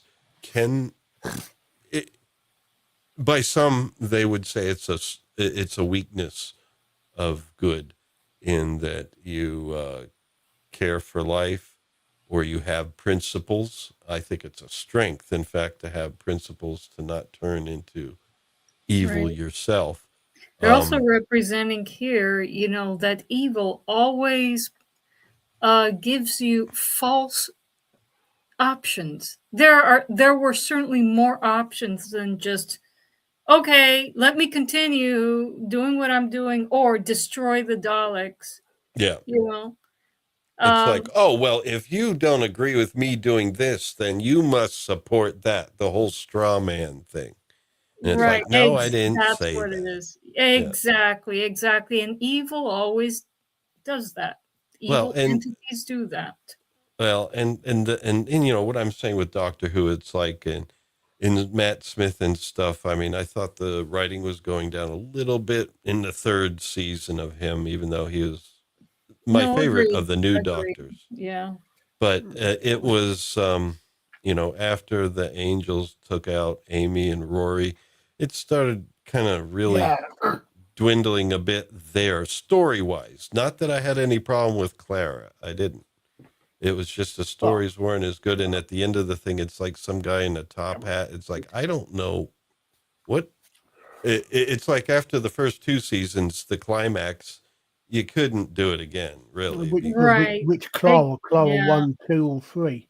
Because you literally a different character in each season. Yeah, I know. Yeah. Well, anyway, I think they needed a new Doctor after they got rid of Amy and Rory. Yeah, I mean, the problem, the thing is what they got stuck with. I think is in a way is they kind of got stuck with the doc. It wasn't Matt. It wasn't the Doctor. It was the Doctor and Amy, and then the Doctor and Rory. Mm-hmm. Yeah. In a similar way to which, for almost his entire run, Patrick Troughton's Doctor had Jamie. There was only one Patrick Troughton story where he wasn't with Jamie. And Fraser Hines' Jamie was the Doctor and Jamie and another companion for the whole of Troughton's run. I think they had that. So the problem was they probably needed to get rid of Amy and Rory at some point, because you don't really want companions that to hang on for too long. No, because it is about the Doctor, but I know what you mean. It wasn't losing them. It's just the climax wasn't as strong as the others. Yeah. And, Clara going back through time, I thought that idea was okay, but the way he was led there, it was just like the fields of, what is it? Mandalore? Not Mandalore. Transalore. Yeah, Mandalore. But I'm like, well, this was predicted before, and somehow it didn't rise to the expectation. Well, the problem, the thing, unfortunately, what I find because they had problems getting actors back, you've got for me probably the best credit ever at the end of Time of the Doctor. Mm-hmm. When they're in the timeline, but there's one I don't talk about. John Hurt as the Doctor. Yeah. Greatest casting credit ever. Yeah. Possibly second only to the Master, Derek Jacobi, and they never got those two together. BBC, you know it. But because they couldn't get, I think they went to get McGann back. And McGann, I think Paul McGann, I think, was originally going to be the War Doctor. Or The the War idea Doctor, was, yeah. because I said it simply because quite clearly when he started off, Eccleston was newly regenerated. It was quite clear, I think, when I was. But because they ended up doing that, because they then inserted the War Doctor in, they immediately screwed up the numbering. And the whole thing, all the way through Matt's, all the way through Matt's story, had been the Church of the thing and all this, the fall of the 11th, Trends and all of that, except Matt's Doctor wasn't the 11th Doctor. Yeah. All of a sudden, he was the 12th Doctor. Yeah, because he Doctor. had some regeneration where he's a woman with a tattoo and didn't like herself or something. I don't know. It was no. He becomes the War. He becomes the 12th Doctor because you insert the War Doctor in, and inserting in the War Doctor moves all the Doctors. Yeah, exactly. All the Doctors in from the new season up one. Well, the order of actors was different than the order of the chronology of the Doctor, basically. That's all. Yeah. But he also, in that episode, The Time of the Doctor, he also mentions there when he's saying he was at the limit of his regenerations, he talked about one he wasted, and it was like where he didn't really like what he regenerated into. Because they did it because that. And undid it right away, and it's like, what? Why did you need to throw that in? They also suggested that if you remember in one which in the I can't remember what the episode in the double episode of the Catherine Tate series, which actually ties back into this episode. Yes, Skaro in general, Matt, she came out with several. They came out with several tries before they settled on, or before she settled on Lamana too. But they suggested that when Tennant was shot by the Dalek, that was a regeneration, and he healed it himself and pulled it back. So basically, somewhere there in those two episodes, they literally pushed him 2 down the end, which is why you get the end, which is why you get that by what they'd said in from, I think it came in the Deadly Assassin. Matt becomes the 13th Doctor. So they've made all this Matt with Capaldi and Jodie. Yeah. Capaldi was the 14th Doctor because they'd said on screen that he was the last regeneration. Even the Daleks knew about it. But it does. But I was going to say later on, but that was the Stolen Earth, I think it is. But it was kind of rough because I think that was right after the 50th anniversary where the Time Lords, who knows, they may have been restored or not, Gallifrey falls no more, that famous line at the end of the 50th anniversary. And then immediately in the next episode after that, it's this one, and it's Clara that has to ask the Time Lords to give them another regeneration. It's like, wait a minute, you're supposed to keep them away for a little while and have the audience. And that cracking time all the way along, it had been the Time Lords wanted to come back all the way through. And it was very confusing ending to Matt's. I know it wasn't. That's what I meant. I saw it progressing over the course of that season. Yeah. The anniversary special is good, but all that stuff kind of progressing along there was just like, this isn't as good. It was. Yeah, and Matt. I mean. Matt Smith's episode also brought in, I think, was the first toe in the water to the whole thing that led up to the disaster that was Jodie, because there's one line in the episode in The Doctor's Wife, the one where he meets the TARDIS.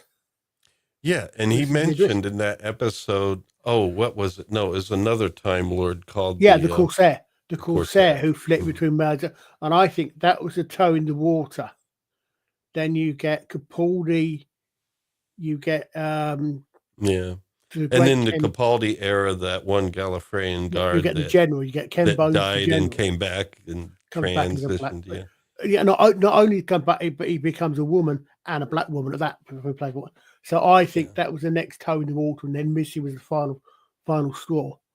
It's not so much that I say it's against the lore so much. It's just like the reasoning behind it is just so.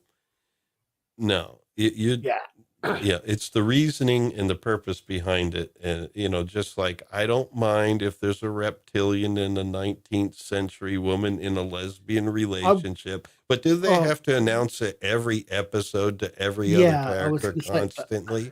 Don't they have any other reason to be there? I mean, they did. I liked the Paternoster gang. I've actually got the audio, which is Vaster's origin story, because I wanted him to do Vaster's origin story. But so not only they in a lesbian marriage, no way is that going to happen in Victorian England. But it's especially with a reptilian. But no, it's literally a cross species marriage. Yeah. But but fortunately they didn't mention it quite so much in the Big Finish, some of the Big Finish ones. Yeah, it wasn't so much the idea. That is a little much, but it's like, why do they have to keep saying it all the time? Is this their only purpose for being there? Yeah. I mean, because they keep telling every character, like, and they keep saying it in a way like, I made you feel like, they did taken aback. It was obviously coming out for that point, which I was and the Centauran guy that, I don't know. I mean, he was all right. He was comic relief, but I both liked and didn't like the Strax, because the Strax character, I did like the character, because he was, as you said, he was comic relief. He was good comic relief, and he was well played. But at the same time, you turn the Sontarans, who have been a really powerful threat. At one point, they've invaded Gallifrey, into the comic relief. So I didn't like it. Yeah, they were like the second episode of the Tom Baker run, second or third. Yeah. I think it's the third. It was right after the arc in. The arc episode. Yeah, I think it was right after that. And they were brutal. Yeah, I mean, because if I remember right, the first Sontaran episode is the one with John Pertwee and with the third Doctor and Sarah, where they go back to the 1200s. Where you've got the guys been kidnapping scientists through time. Then, in fact, the second one is the one before this episode, because they're coming back from the Sontaran experiment when their transmat beam is interrupted by the Time Lords. Yeah, man, it was a long time to go without the TARDIS. Yeah. Well, then again, I mean, they've done that, haven't they, for an entire two series with John Pertwee. Oh yeah, with the yellow Jeep. Yeah. Yeah. Yeah, and I remember that episode where the Brigadier, it was like the alter ego of the characters, and the Brigadier was Inferno, brigade leader. Apparently, there's a there's a not an offcut. There's an outtake where Nick Courtney turns around, and it does that. Something Nick Courtney turns around, and every other actor has got an eye patch on. Ciao, Flav. Thanks for hanging out with us. Thanks for spending some time with us tonight. We appreciate it. Flav, channel member and a big proponent of doing this episode, which, I mean, the genesis of the Daleks overall. And sorry about the slides this evening, Flav, but we'll make it up to you in time. Let's finish her up here. We are supposed to be talking about this one. Yeah. So here's where Niter gets the cue, and they're going to bring in the Daleks. And that's where, fortunately, Sarah found the time ring. Harry couldn't find it, but Sarah found it somewhere. I guess she's a girl boss. But anyway, she found it. And so now It is they're wrong with able to Sarah. get out. I'm just kidding. No, but she is cool. I was about to literally say, yeah, typically it must be right. Typically let the women do it, didn't they? But no, but I mean, obviously she looked harder. And here we have the Daleks coming down the hallway. So now the audience knows what the plan is, but I'm sure they could have guessed. And the Daleks just start going crazy. What happened there? I hit a key and it advanced things ahead. Yeah. But the doctor and his companions were able to sneak out beforehand, and then we cut away. Here's the new resistance, and they want to blow up the doors to the bunker, like the entrance. So basically everyone in there will be trapped, and Severin's concerned about the doctor, but she's like, we don't have a choice. I'll give him so much time and that's it.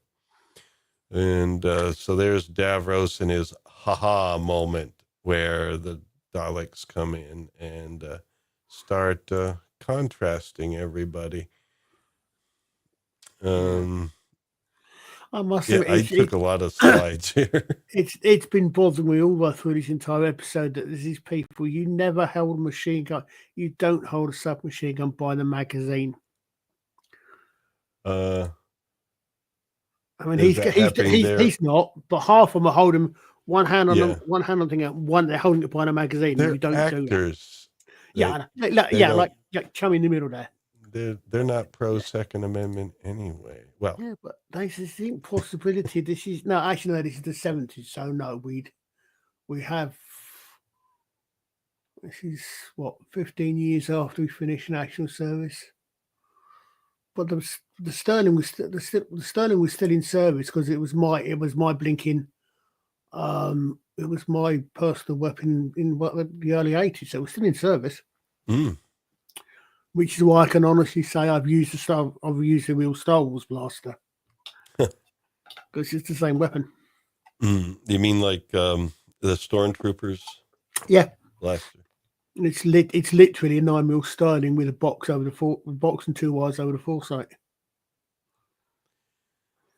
Well, and so they got the key, and then they're heading out. They don't like the smell of the situation, and that's when they got out in the nick of time, and because they saw a Niter sneaking away, and so they went out after him. And there's a nice little I don't know, looks like it could be a preamp. I reckon, looking at that, I reckon she must have got that game from the Thals because it looks like she's wearing combat trousers there, doesn't it? Looks like she's wearing camouflage. Maybe, So that's probably where she changed her clothes. but they didn't. Maybe they did show it, and it was just real quick, and it wasn't really. I'm not. outlining the story. I think they're a combination of both. Not the Sterlings had because the Stens had the slightly more slightly cheaper design, and they had a straight magazine. The Sterlings had the Sterlings were same design, but they had a curved. They had a banana magazine, a curved magazine, and they had a perforated sheath around the barrel. So I think there's probably a combination of Stens and Sterlings in there. Yeah, that perforated sheath around the barrel, that's definitely Stormtrooper Yeah, that's a Sterling. Yeah, the Stormtrooper one was a Sterling. Yeah. Development of the Sten. Well, she's looking at all the preamps and other gear they have here. And basically they're in a room following Niter, and they're trying to get him to open the safe where the tapes are. The tapes that are the key to all the Dalek battles in the future. And they're able to get Niter to do it because I think he does it at Dalek gunpoint or something like that here. So the Doctor now and then does use a little bit of weaponry. It's just that, I guess, at moments where, well, he's not like Rambo. What's that? At least just No. that way. I think he uses the Dalek ray gun to destroy the tape. Yeah, right? but what does he have in his hand there? I He don't has know. something. I think that's the tapes. I think that's a Dalek ray gun. I think. Yeah, he uses that to destroy the tape. I forget how they got Niter to open it though. They did. I don't know. They made him an offer he couldn't refuse. Yeah. All right. So what's going on there? There's the Dalek weapon being used to destroy the tapes. Yeah, those tapes won't work anymore. I just love it though. The concept of tapes. Mhm. But tape recorders, reel-to-reel machines, they're cool. Yeah. It's like moving parts And this was the 70s. stuff actually happening. It's not like, oh my goodness, billions of things inside my phone. And it's what it is. It's also one of the things that you're always going to have if you have anything that's time travel or science fiction that's set in the future. The future's technology is never going to go the way you think it's going to go. Yeah. When you think about it, we've got technology now which does more than a lot of the stuff in the original series of Star Trek did. Well, some things are right though, like the 1984 view screens, like the smart TVs that basically you watch the screen, but they also watch you. And some things they get completely wrong. So I still haven't got my flying car. They've been promising me a flying car since Tomorrow's World in the 70s, and I still haven't got it. I know, and Blade Runner too. Yeah.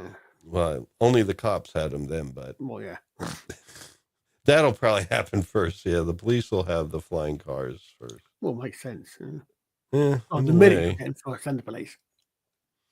I'd say you guys can stay on horseback. We'll have the flying cars.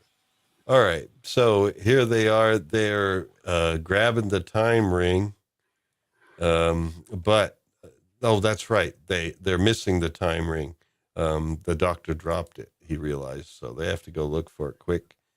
But it's not long that they find it eventually, and I forget what this screen is completely. Guess it's a red alert. I'm sorry, Dave. I can't do that. I'm sorry, Dave. I can't do that.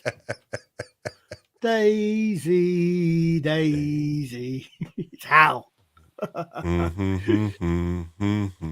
We got to do 2010 at some. I'm half crazy. Oh, I see. It's a view screen, so she's going to get to see. We'll get to see them. Oh, yeah, that's right. They turn on the view screen and they get to see what's happening here. They get to see the Daleks annihilate the rest of the elite.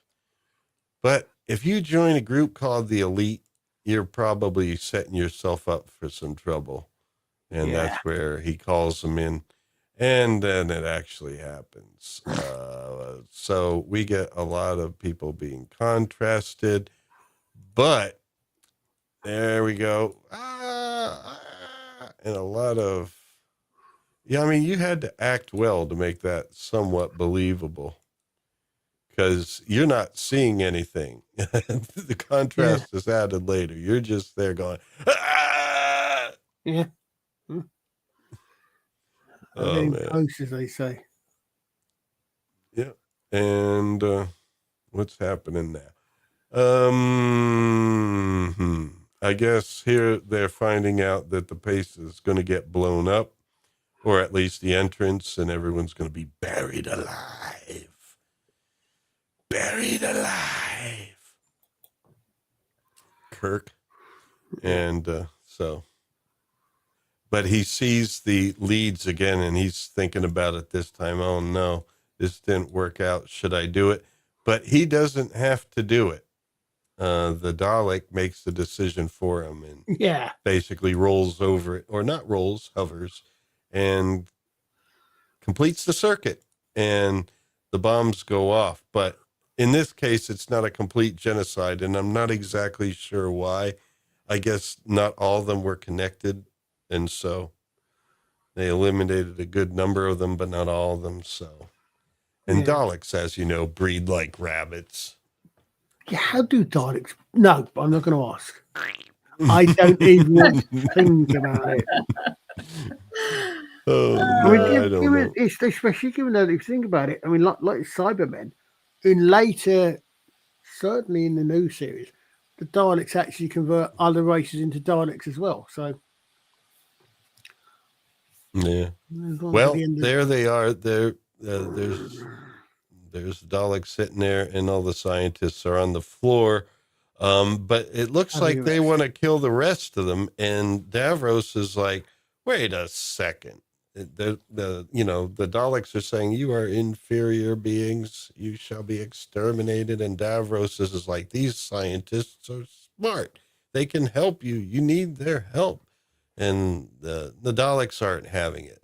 I mean, he programmed them thinking that they're the superior beings in the universe and they need to eliminate imperfections. And he didn't foresee a problem with that. yeah. So that's where we Smartest get man in into the that. universe. That's just like we had that age-old thing about the false belief that good is weak because good has principles and compassion.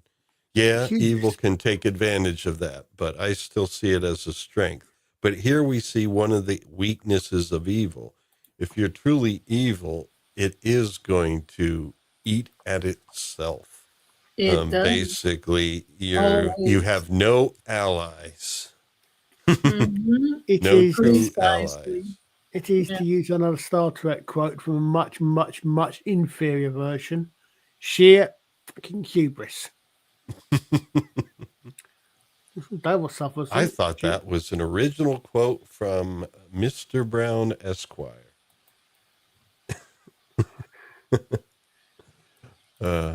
At least that's where I first heard it, because I didn't watch any of the new Trek TV shows. Saw some of those J.J. Abrams films, but you know, I didn't see the TV shows. I haven't seen any. I haven't seen any of it after the first. I gave out of Discovery before it even got on the ship because I didn't get past episode 2. So I didn't see any of it. I just saw the platoon commentaries.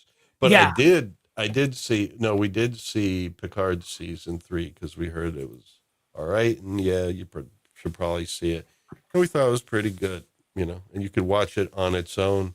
It's kind of like a good. We did watch it. Yeah, we did watch it on its own, and it was entertaining, and it respected the fans. So cool.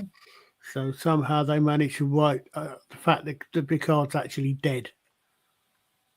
And apparently it's not actually Picard, it's a robot. Oh, yeah. They uploaded Picard's memories into a robot. They didn't just happen to look exactly the same as Patrick Stewart did at the time Picard's memories were uploaded. So I think they just took the approach where it's like, at least for that season, it was like, okay, we're not going to undo that writing. There's no way we really can in a feasible way. We're just going to ignore it. Yeah. Yeah. Technically, if you paid attention to that, this is an android, but let's not think they about didn't. that. Yeah, they just didn't pretend make it's Picard. They didn't make a big deal out of it in that last. I guess it was a 3-episode movie to end Picard. Well, the end of the season. Yes. Yeah, that's what I meant. Yeah. Well, it's just the last 3 episodes. Right. Well, the thing is, we didn't watch anything before, and we were fine watching those 3 episodes. Well, it was more than 3 episodes for the season. Right, I know. Yeah.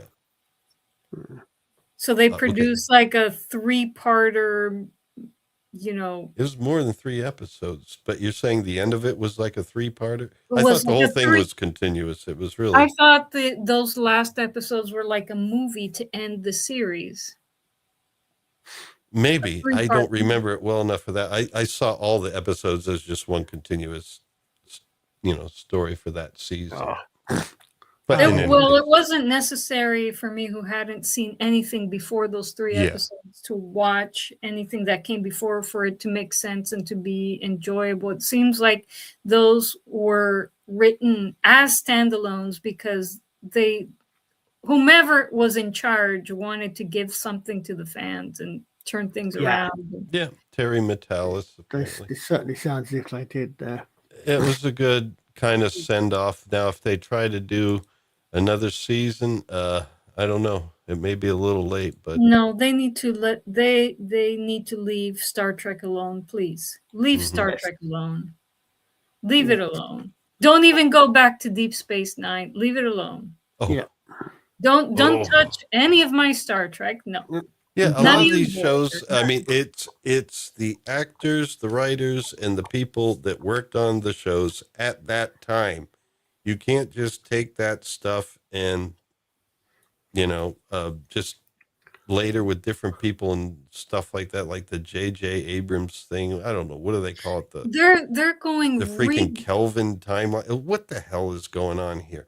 No, just leave the history alone. Don't make a new parallel universe or anything. Just say that's the timeline. If you want to do new Star Trek, do another new generation, series. another Yeah. generation later, or something like that. Leave what's written alone unless They're you're really going paying homage to it. Yeah, they're going Don't undo it. reboot crazy, even for things that are relatively new. I didn't know this. God, I yeah. found out yesterday they're rebooting Harry Potter. Oh, Yep. yeah. Why would it's a recent thing? The- Why would you do that? They're rebooting Harry Potter as a TV series. Yeah, it's like Still. 20 some years which ago, though, so I guess I can see it in as much as it's popular, and as a TV series, it's going to be fed to a 7 or 8 year TV series to get all the books done. But again, it's Kinda relatively like new. the rings of power. Oh Lord, yeah, or the ranks of diversity, as I tend to call them. Well, it's And not just that. definitely It's just the writing was just. Oh, This is we not didn't Tolkien's watch story it. at That's all. not Tolkien at all. Freaking exploding volcanoes. what is a boat? I float mean, in its if own you sea? couldn't get Yeah. the rights to the Silmarillion, think up something else, but do not associate that with Tolkien. Write a new fantasy. Yeah. I mean, the Silmarillion is not something that lends itself to a film. It's a legendarium, and it takes place over It could millennia. be a very good series. Well, And certain moments within it, not the whole thing. and I'm Well, sorry, but it could, there are different stories inside of the Silmarillion, and they Yeah, all yeah. be, they could all, be made into a series. But Yes, the thing is, The Children of Huron could be turned into a family sitcom. and whatever No. you do for the sake of all that's holy and unholy, you do not have the prototype fucking fantasy wizard get his name because he mishears what some dickhead describes him as. What? Oh, Gandalf got his name. We didn't even because- hear the latest. shit we they didn't did. hear. No, we I didn't really watched watch it. Yeah, oh, did you not? Do you not know how Gandalf got his name? No. Because he misheard when one of the actors says, "Thank you, Grand Elf," Oh no, and he says, No. "Gandalf." he's not "Oh, a is that grand my name?" elf. No, I The- know. The No, thing but is, that apparently is how they write Tolkien- Gandalf finding out. How, what his how name is. can they do that when Tolkien defined where Gandalf got his name, and he had many names, but Because they are. It was hollering. wow, how can they do that? Because they have no creativity whatsoever. Well, no, they didn't even go to the source material. Tolkien told us how Gandalf got Although his name. you can't really be surprised. I mean, this is the same origin of the sea is always right. I know. I mean, we didn't watch this. We were watching just Platoon's. Yeah. Not that, Sorry not just about that. it. Also, that impersonator, the guy that did the impersonations of Gandalf and Elrond and did commentary.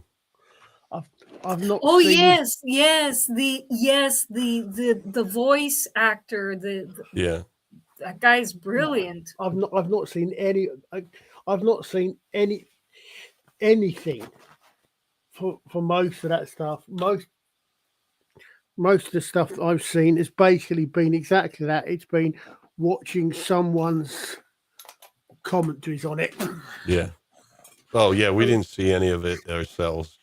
But Platoon's commentary is so thorough that you pretty much seen the whole thing. C-3PO, yes. Charlie Hopkinson, yes, that's the guy. Oh yeah, Very talented guy. Thank you very doing all much. this without AI. He's amazing. Oh Yeah. no, yeah, those were the days. Yeah. Quiet, you fools.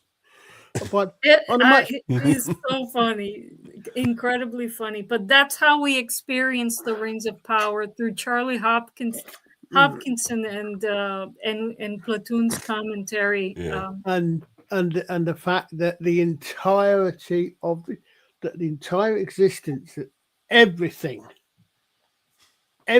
bad that happens in Middle Earth is because Galadriel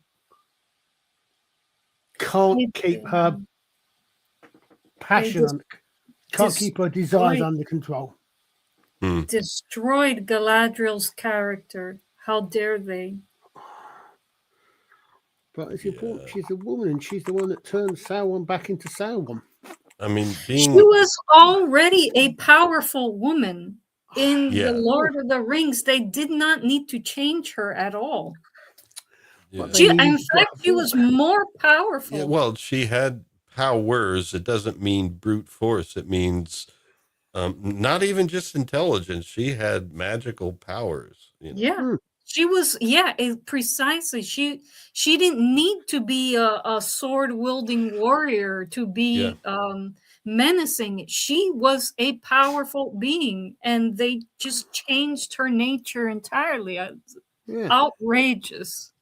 She even knew things from Valinor and everything. She kind of knew what it was all about.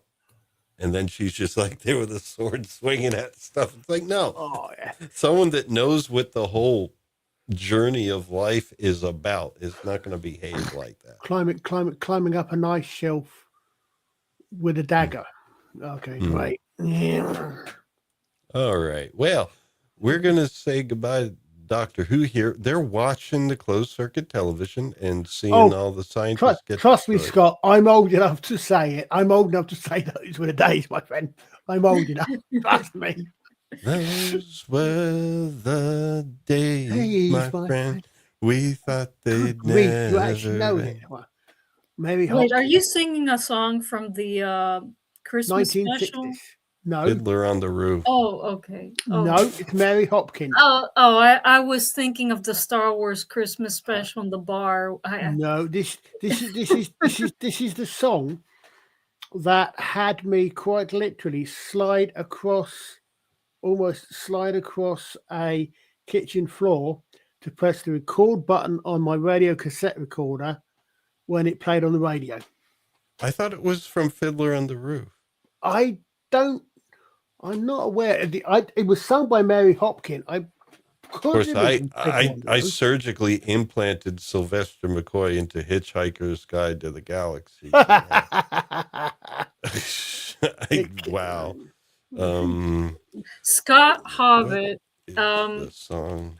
I am flattered, but we are old enough, I think. We are old enough for what? To say that those were the days. Lawrence and I have tricked many people. trick many people. into thinking we are younglings. I haven't. You have. I mean, you look very youthful. I look older than I am sometimes. Popular Russian okay. romance I song. think we've earned the phrase. I mean, now you say it, I can hear it. I can hear the Russian type theme in the tune. Now you say that, yeah. Boris Fonin in the 1920s with lyrics by another hard name, Konstantin Podetsky. Child, I did that years ago. With the English lyrics by Gene Raskin. Okay, so they were Russian lyrics and adapted by this Raskin into English.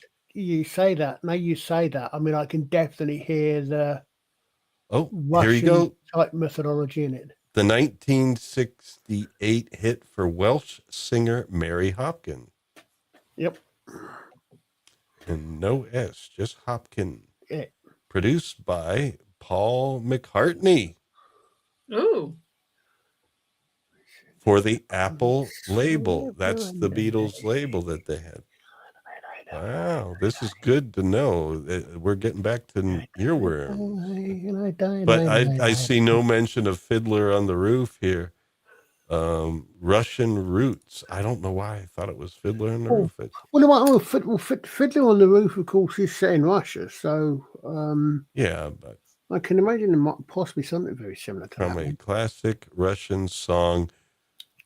I honestly thought you were quoting the B. Arthur song from the. No, I can't even sing that back. I don't remember. The way you were singing it, it sounded like that B. Arthur song from the Star Wars. Dinoyu. That's the Russian song. So yeah, it's just a popular Russian song with an English adaptation. And I guess the Fiddler on the Roof did not sing it. So, well, it was good enough for Kate Bush to do Babushka, which is Russian as well. So, yeah, all right. Well, go ahead. I was going to say back that I have up. If this will actually load the page properly again, thank you. Elizabeth Sladen recalled that Tom Baker took the doctor's decision. Seriously, almost agonizing over the episode. I do actually have it up here if you want the full speech. Well, if you read it off, that'd be great. Yes. Okay, I'll go. Sarah, well, what are you waiting for? The doctor. Just touch these two strands together and the Daleks are finished. Have I that right? Sarah, to destroy the Daleks? You can't doubt it. Well, I do. You see, some things could be better with the Daleks. Many future worlds will become allies because of the fear of the Daleks. But it isn't like that. But the final responsibility is mine and mine alone. Listen, if someone who knew the future pointed out a child to you and told you that child would grow up to be totally evil, to be a ruthless dictator who would destroy millions of lives, could you then kill that child? Sarah, we're talking about the Daleks, the most evil creatures ever invented. You must destroy them. You must complete your mission for the Time Lords. Do I have that right? Simply touch one wire against the other, and that's it. The Daleks cease to exist. Hundreds of millions of people, thousands of generations can live without fear, in peace, and never even know the word Dalek. Then why wait? If it was a disease or some sort of bacteria you were destroying, you wouldn't hesitate. But if I wipe out a whole intelligent life form, then I become like them. I'd be no better off than the Daleks. And that's thank you. Unfortunately, I'm not John Coleshaw. I can't do Tom Baker, and I'm not anyone else who even want to try to do Sarah Jane Smith. Yeah. Well, the thing is, I think the doctor was well within his right to defend the world and himself. These were not natural creatures. They were created to destroy. Oh yeah, but I mean, it's like as I said before, it's what science fiction does really well. It actually presents a good, strong moral dilemma. You know, I mean, we all know the standard version of the one he's going in there. If you could go back in time and kill Hitler as a child, would you? But the thing is, you could take the child Hitler and raise him properly and he wouldn't be evil. But the Daleks, this is where I think they tried to create moral ambiguity when there was none. The Daleks were created by Davros to be evil, to destroy every other being. And so it's not the same as taking, okay, if I were to see Hitler as a kid, you know, if you were to put him with a new family and raise him properly, he wouldn't become Hitler. Yes, but if you don't have, but these Daleks, they were kind of programmed to be evil. But what if you were like those little people in the exterior, kind of like the robot? Like, remember "Let's Kill Hitler" by the Doctor Who episode? Matt Smith again, of course. Yes.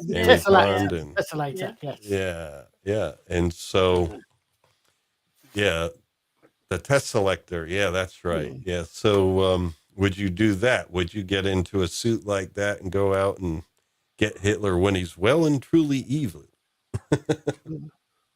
But this also, as I said, this actually does beautifully. They do actually come back to this episode. You can tell how seminal this episode was, because in the Stolen Earth, they come back to it, and you literally get that. You literally get that bit where Davros is.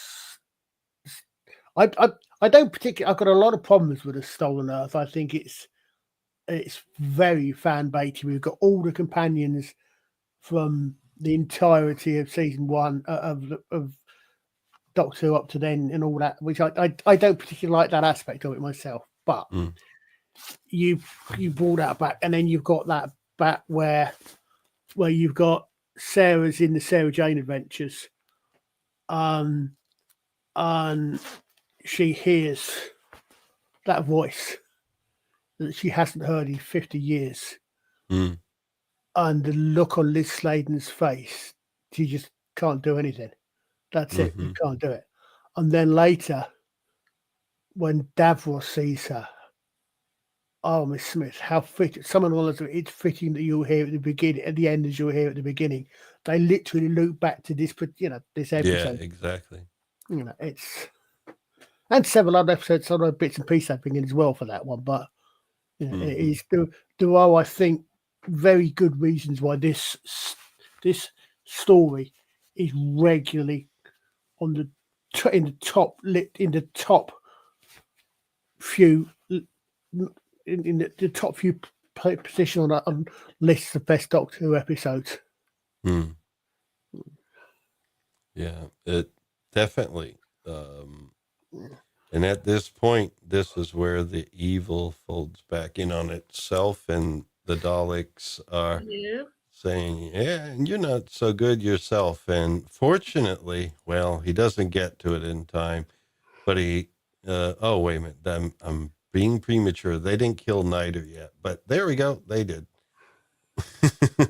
So Niter's not even good enough. And Davros isn't good enough, and everybody's about to blow up the bunker, and the Doctor is running out, or at least blowing up the entrance, and they're watching it on TV too. I mean, the good thing that the security net has all these closed circuit TVs so they can see what's happening. And I mean, who knows? That's so unreal. You'd never live in a world where there's that much security, where there's CCTVs everywhere, would you? Oh, no, yeah. I mean, it's believable. That's completely unbelievable. Yeah. No, it is believable for the episode, and it's believable these days. Exactly. Yeah. Yeah. And there we go. Yeah, I took a lot of pictures here. But he has that button next to him, but he doesn't get to it in time. And so this is the thing where they pretty much, oh, wait a minute. They're still killing scientists. Wow. Why didn't I skip a few slides? Yep. He doesn't reach the button. And that's the end of Davros, or is it? Yeah. And that's where the Dalek, I guess not yet Supreme Dalek, but probably going to be, gets to announce, we will get better, we will improve, And So you're not perfect yet either, then, Mr. Dalek. Yeah. No, and that was the theme of that Churchill episode. They were basically hiding on Earth during World War II, just waiting for the doctor to come. And as soon as he saw them as Daleks, then that proved it to the progenitor device or whatever, that it was, okay, we can use this material and create the next stage in Dalek evolution, the colorful rainbow M&M's Daleks. Yeah. Although they did look kind of cool, but it was like, really? They look big. They reminded me. They look like sports Daleks. Yeah. Yeah, racing car color Dalek. Yeah, they reminded me. There's I don't know if they might have there, but there used to be a classic British car called the Mini. Mm-hmm. If you've, for example, if you're familiar with the original Italian Job, that's the Mini.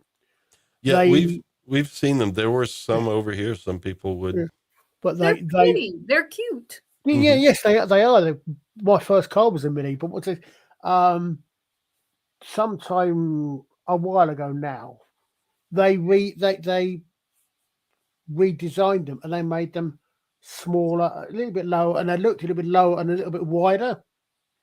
And that's somehow that's what the Teletubby Daleks reminded me of for some reason, is that they looked a bit shorter and a bit wider and sturdier than the original Daleks. They sort of looked a little bit. I think they looked a little bit more oval around the base, for example. But they seem to have not been very popular, not been as popular as the Beeb hoped. And I want a car that looks like a Dalek. Yeah.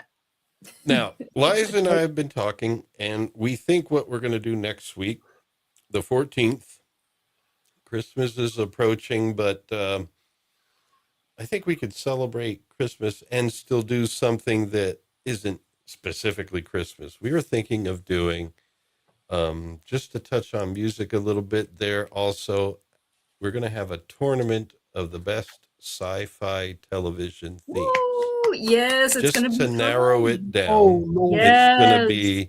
It's going to be sci-fi television. Yes. Just to differentiate between movies, so we narrow it down a bit. But we will have things like the Space 1999 theme. Okay, in that case, Of course, UFO will have, of course, Doctor Who will be in there. I was going to say which Doctor Who one, because otherwise I know. I think we're going to do an early round. The early round, and this will probably be 2 different episodes, which means the next one would be the 28th, since the 21st is Mike's birthday. What we'll do the 14th, this next one, we're going to do tournament where the brackets to begin with will be the different themes from any given series if they had multiple themes. We'll have to do that with Babylon 5.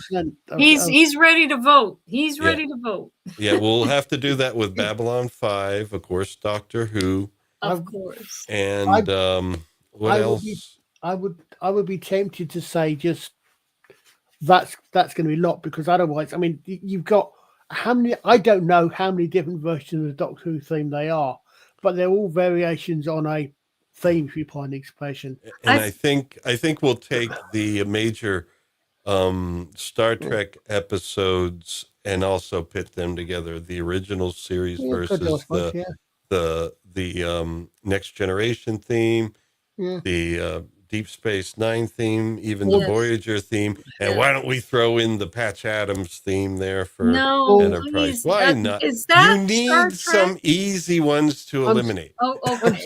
I'm sorry, Star Trek. The original series is going to win hands down.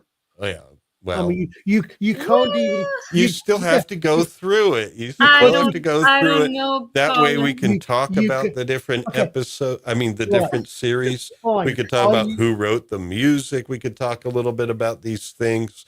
The whole thing is not just having the competition; it's to enjoy the process. Okay.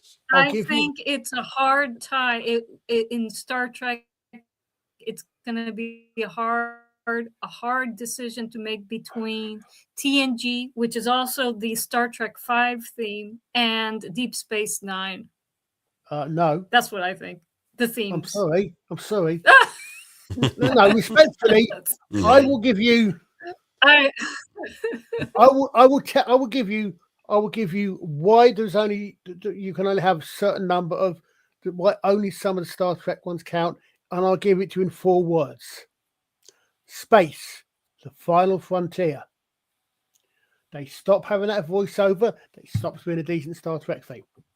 oh no, It's got Colin. they're good music. I'll give you that. But if it doesn't have that, which is why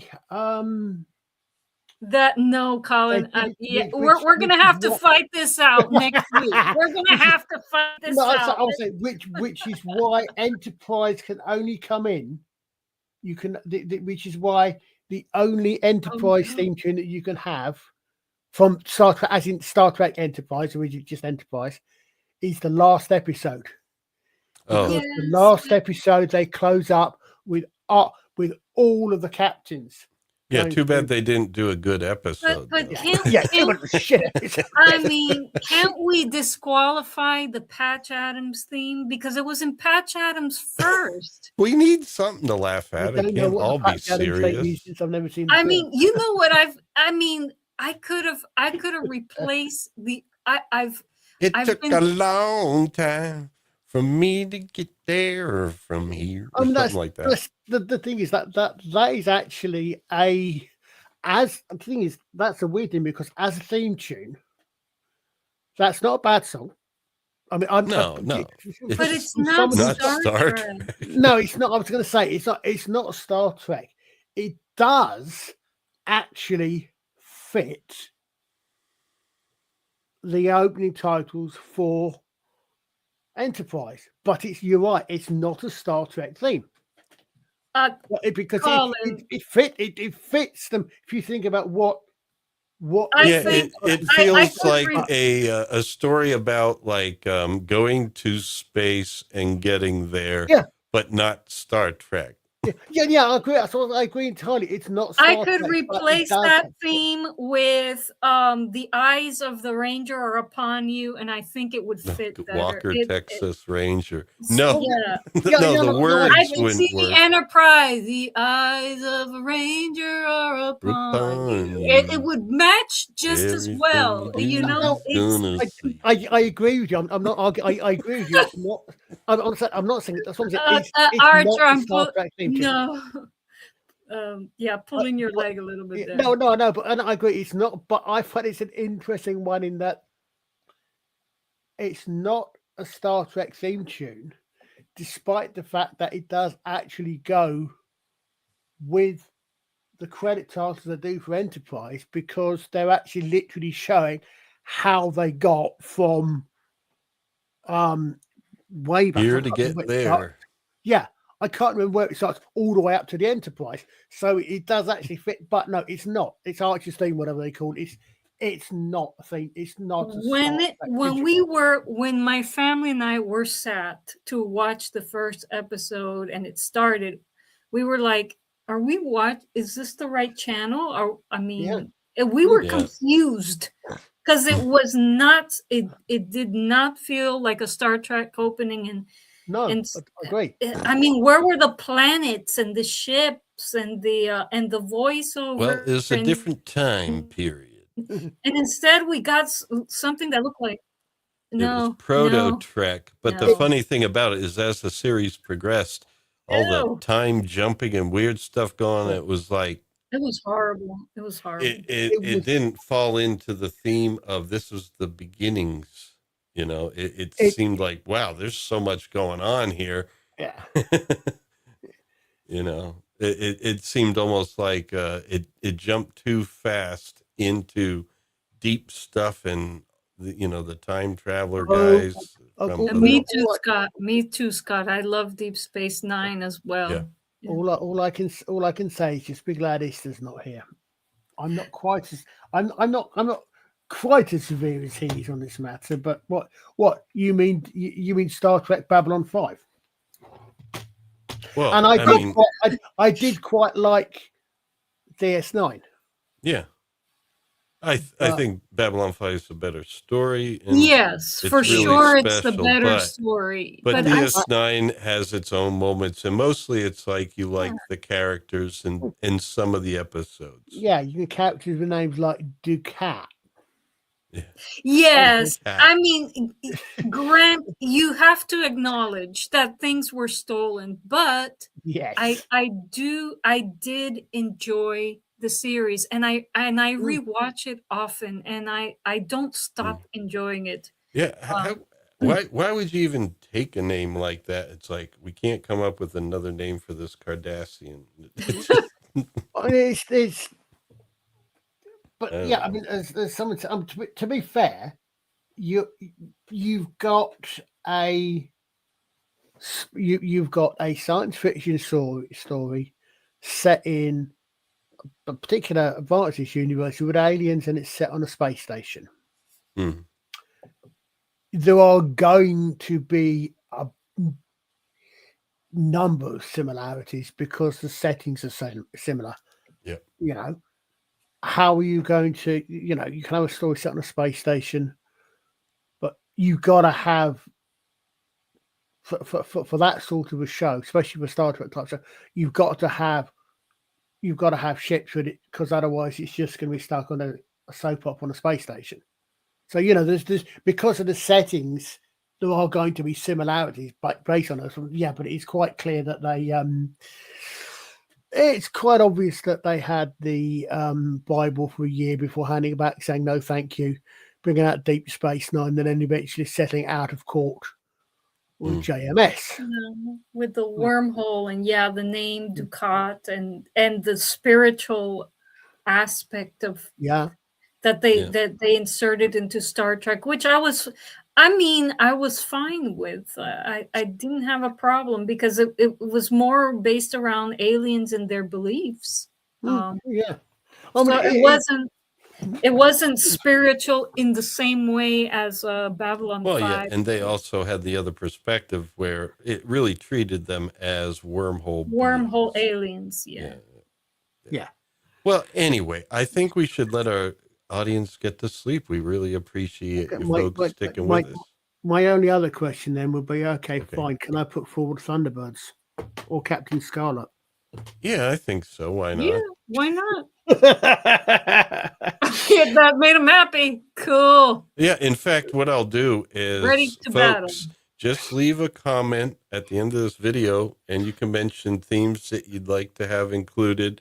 I mean, they're obviously going to be there. Babylon 5, Star Trek. Just let me look down the ringtones on my TV. Oh damn! Ringtones on your TV? On my phone. Oh, okay. Darn! It is Damn your Buster TV stuff these that counts as a science fiction film. Okay, Blake 7, The Tomorrow People. Sorry, I'm just thinking it's on top of my head. I'm not even looking down there. Doctor Who. I'll just be pushing all the British TV shows. Yeah, because I watched a few, but we're forgetting Battlestar. Yeah, we're gonna throw "Are You Being Served" in there, or that one, The Good Life.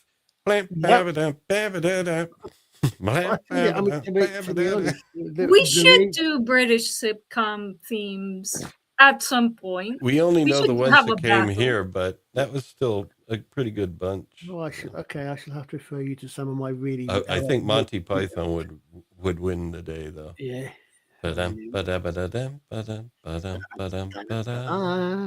Yep. But no, I mean the thing is, what I think might be interesting is what comes up in what suggestions come up is which divided between the two sides of the pond here, which shows you guys haven't seen or aren't familiar with that we are, and which guys we perhaps haven't had over from your side. I mean, I'm wondering. Given the fact that we've got the advantage because we've got Jerry Anderson. Mm-hmm. But Well, yeah. I mean, the thing is, he did so many multiple shows. Yeah. I mean, for TV shows here, well, back before he did films, John Williams did do TV. Yeah. But wait a minute, there is also Bernard Herrmann. Yeah, Red Dwarf, and that counts as both. That counts as sci-fi as well. Yeah, Red Dwarf. Okay, we got another one for next week. More or less. That is a great theme. Oh, folks, we're gonna have fun next week. Oh my gosh! Well, it'll probably be a part one because this is. Unfortunately, I guess we'll have to use links because we can't play most of them. I mean, we got. Yeah, that's going to be true. We got grabbed on the Space 1999. I know the others are. We might have to give away next. But the thing is, these are on YouTube already, but we just link to them so you could play them from the source where it's not us. But that works on our Friday streams. Just having the links there, I could just drop it in the chat. People hear it while they're watching us, and if they need a reminder. Yeah, and that's it. And there wouldn't be a way to. And we'll use polls. The chat will vote. I know it's a pain in the butt to cut things out, but for the people who are here live, it might be cool to hear the music. And then people on the replay, well, the other thing is some of these themes will block us and stuff too. And who knows? I just don't want to mess with it because, especially now with some people being demonetized for this, that, and the other thing. I see.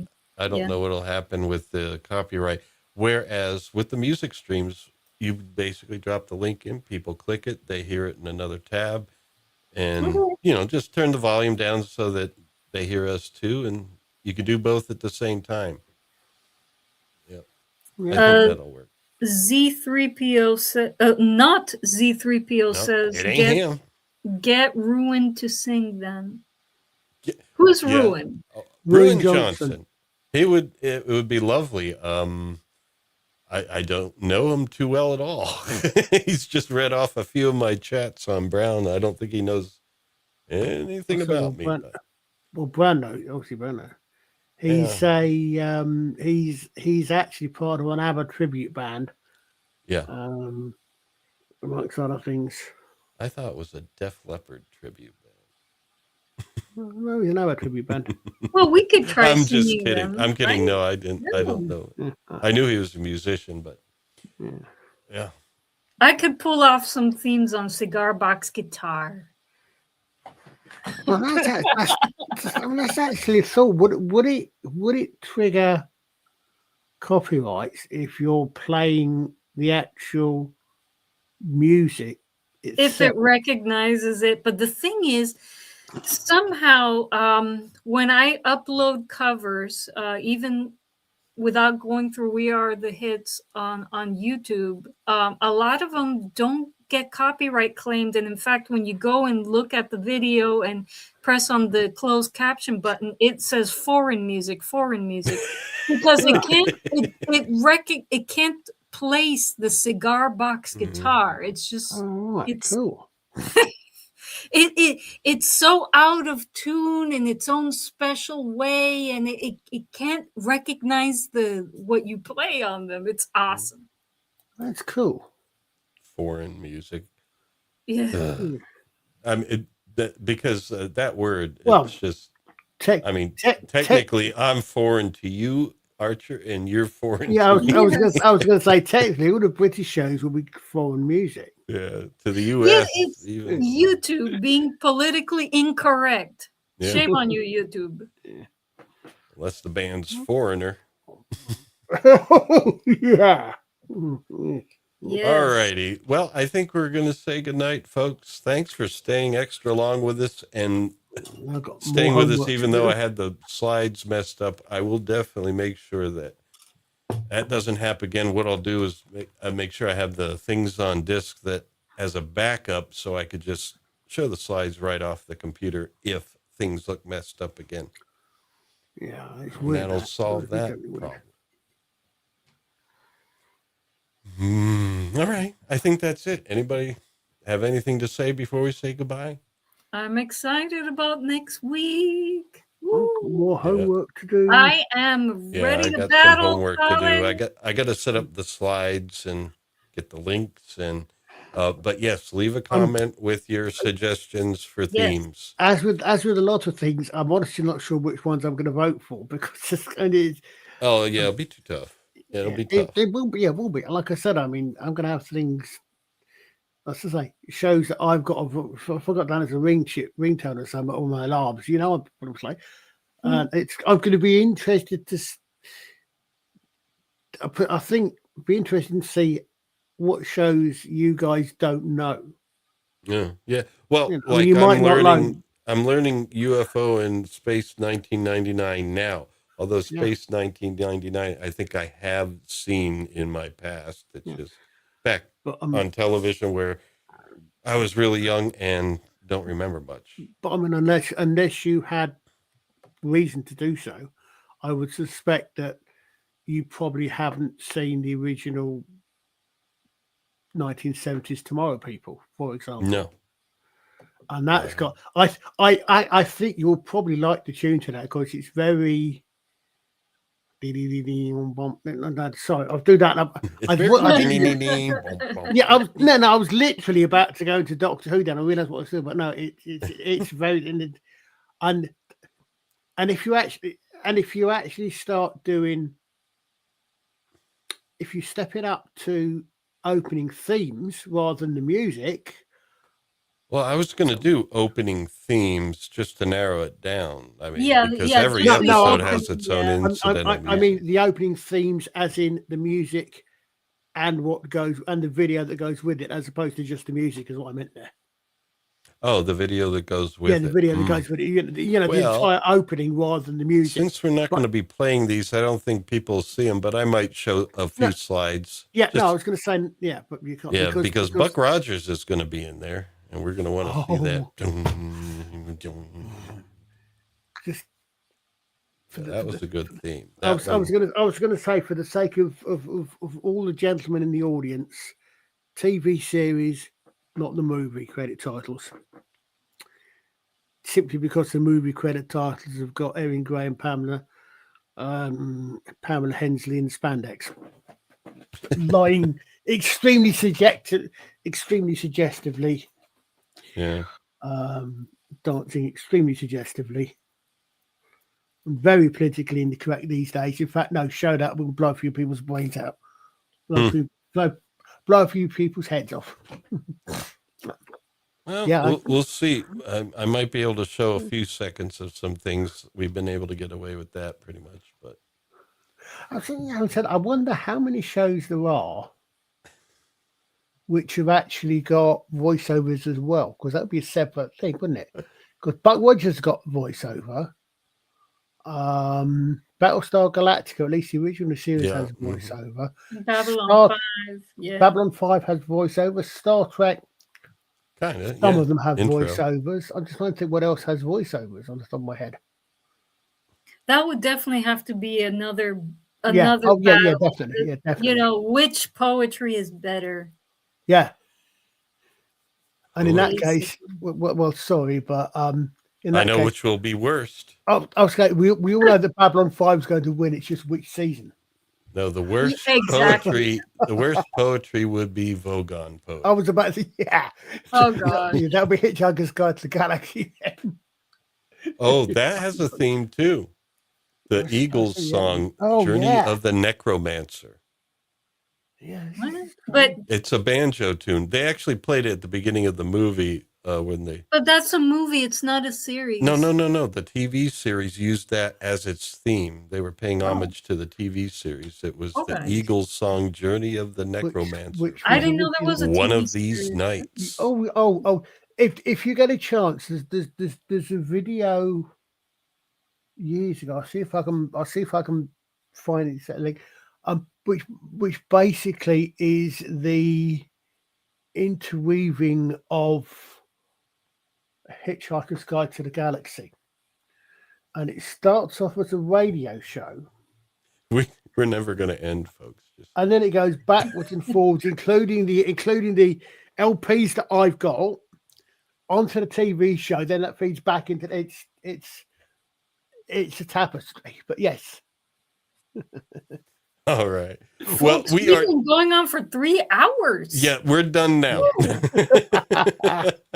Wow. All right. Yeah, just like a regular radio broadcast.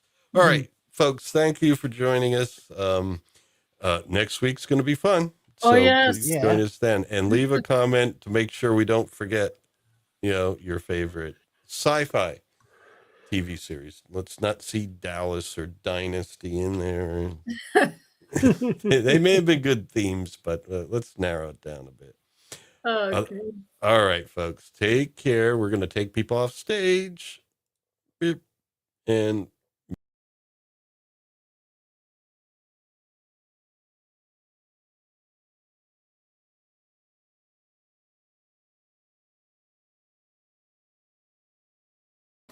And finally, here are some completely gratuitous pictures of penises to annoy the censors and to hopefully spark some sort of controversy, which it seems the only way these days to get the jaded, video-sated public off their fucking asses and back in the sodding cinema.